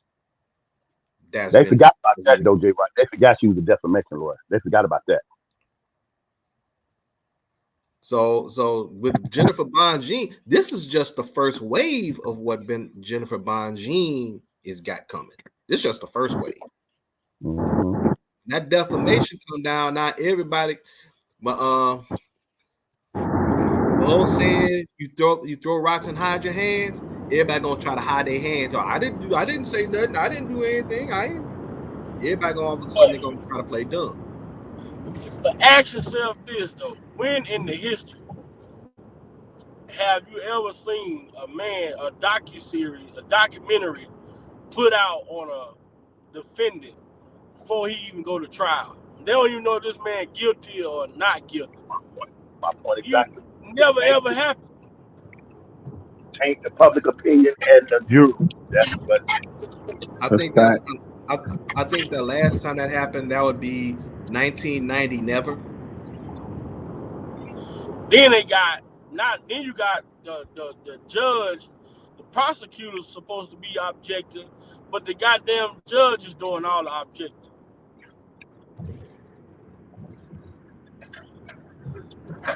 Then they talk, oh yeah, that's another thing too, Sky. I'm gonna say this before I get ready to get off here. She talked about the government when they asked to introduce all this bad information into the courts, and Donnelly allowed it, but she denied everything that the defense tried to enter into court. Yeah, my bad, Joe. I was trying to watch my face. I heard what you said, Muse and J Rock, and you're right. And that's because the thing is this too. To me, the documentary is just bad act evidence. It just happened outside of the court. Yeah. You know, but you tamper, you put that in their mind, and you let people see that, and see people, they don't know how to decipher from what they saw there versus who these women are in the courtroom. They might think these some of the same women. It's got like what people are missing, what the docu says, and everything I just laid out. People are still getting it. So I maybe tonight, nephew, you can pull up on the screen so people can understand what is due process. Yeah. And you don't get that, then God have mercy. It happened at your household or touch your family. If people on this earth, across the four corners of the globe, I'll make this point and then I'm gonna get off my soapbox. If you think that was only exclusive to Bill Cosby, even if you want to throw Donald Trump in the ring and Mr. Kelly, if y'all think on this planet they was just playing that's it and that's all they're gonna be doing and business gonna be as usual. If you don't think they've been plotting this stuff before these individuals even came across their preview, if you don't get that, we in trouble in this nation, Carolina. We in trouble. We're in trouble. Yeah. Because they showing you how bold they are now. Yeah. And right in your face.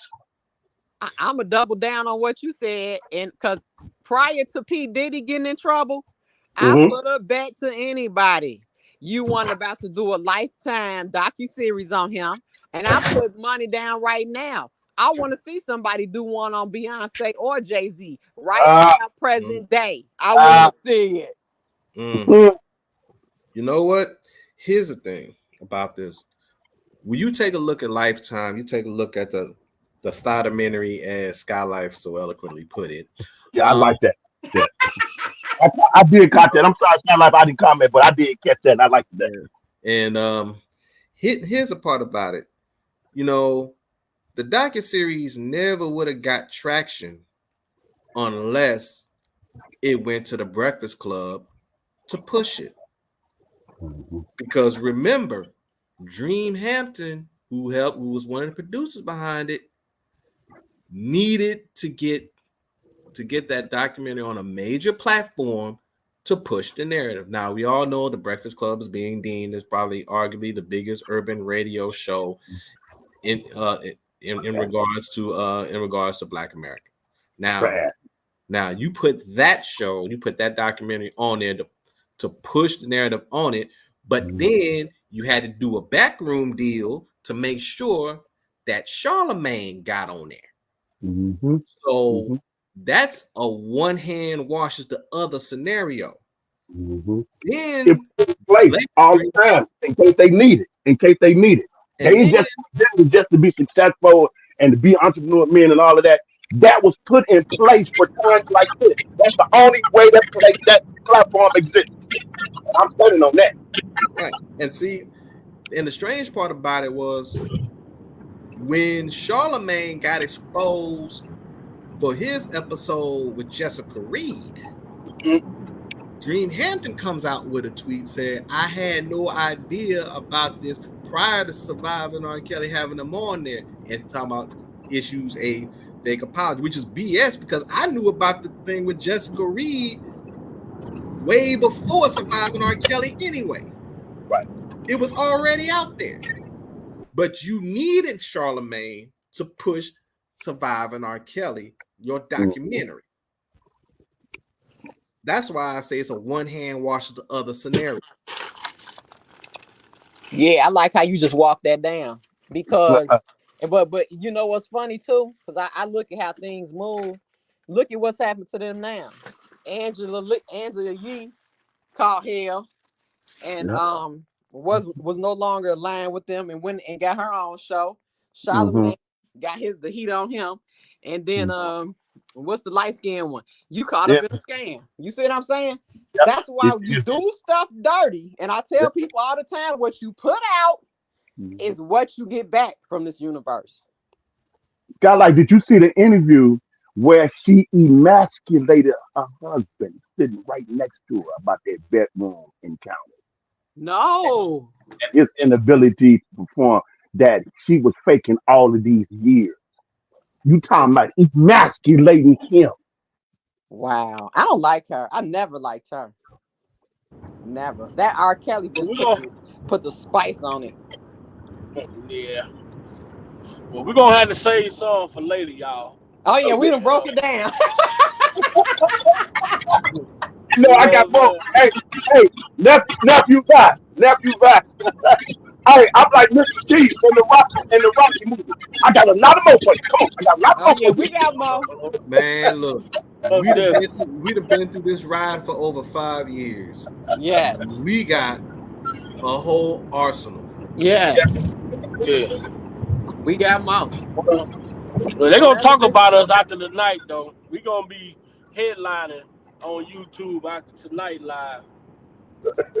I don't give a damn because you can't argue with what the truth is. Now, whether you want to accept it is the only thing that could be in question. And also, I can't wait till, you got a motherfucker like Michael Avenatti. I keep telling people, I got to go through my screenshots and documents.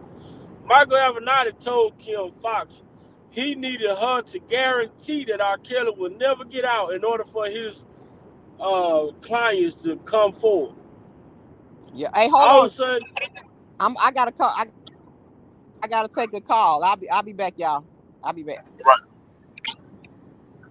So that right there is like there was something that you think of like, damn. And then to look at Michael Avenatti now, all the shit that he facing his own trial of pile of shit. So, but it's crazy, man. But tonight, I know Skylight left.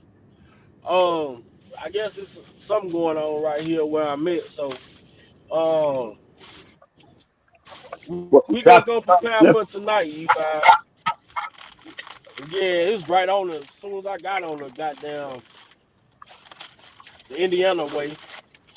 Oh, okay. Uh, Yeah, ain't no but it'll be alright. Yeah. They say there was reported an accident, but you know how Okay. they drive. It might be the stupid motherfucker. It might be the stupid motherfucker that passed me about 5 miles ago, Oh wow. flying. That Wow. Yeah. motherfucker driving so fast, I thought I was sitting still. Damn. Dang. Oh, he must have been doing 120 or something. Yeah, Yeah. but you know the one thing I'm still waiting for, and I can't wait for this to come out. I want the communication between Kim Fox and Michael Avenatti. Yeah. Yeah. I talked about that We last want the night. full communication. I Yeah, I want talked about We that I last want night want on it the all. full communication. Yes, indeed. Cause you know they gave us the one messages about him asking her to meet up, and they met up in the private room at the O'Hare and all that shit. Yep. right. But But I want we're gonna bring I it want back. the communications that went on in that meeting. Right. Right. And who was that famous talk show host? That the misfortune has been happening to her, Miss WW. Yep. All the stuff they've been talking about the Well, what's past. gonna happen is they gonna offer Michael Avenatti a deal to get out of jail if he say that Kim Fox, you know what I'm saying, she So corrupt. you so you think they may He'll throw a tell deal at on her Michael ass. Avenatti to throw Kim Fox under the bus? Yeah. Hmm. The one thing I said, they want probably in the allegations that came. So, He was awful. but we're Yeah. gonna more definitely pick this conversation up tonight. Yeah. This goddamn traffic is bumper to bumper, and I damn sure ain't trying to be no. Right. Right. Right. Right. Plus it sounds like you hitting some dead spots too. Yeah. Yeah. Some major Yeah. dead spots.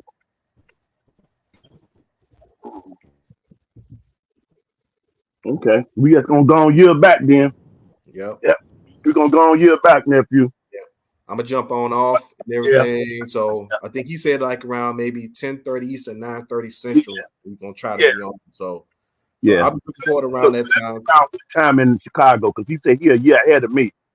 So that'd be like he a year ahead of me. So he said about like 10, 9 to 10, 9, 10. Yeah, he said about between about 10:30, about 9:30, Okay. 9:30. I would if you gauge it like maybe between 9:30, 10 o'clock Central Time. So Okay. definitely Okay.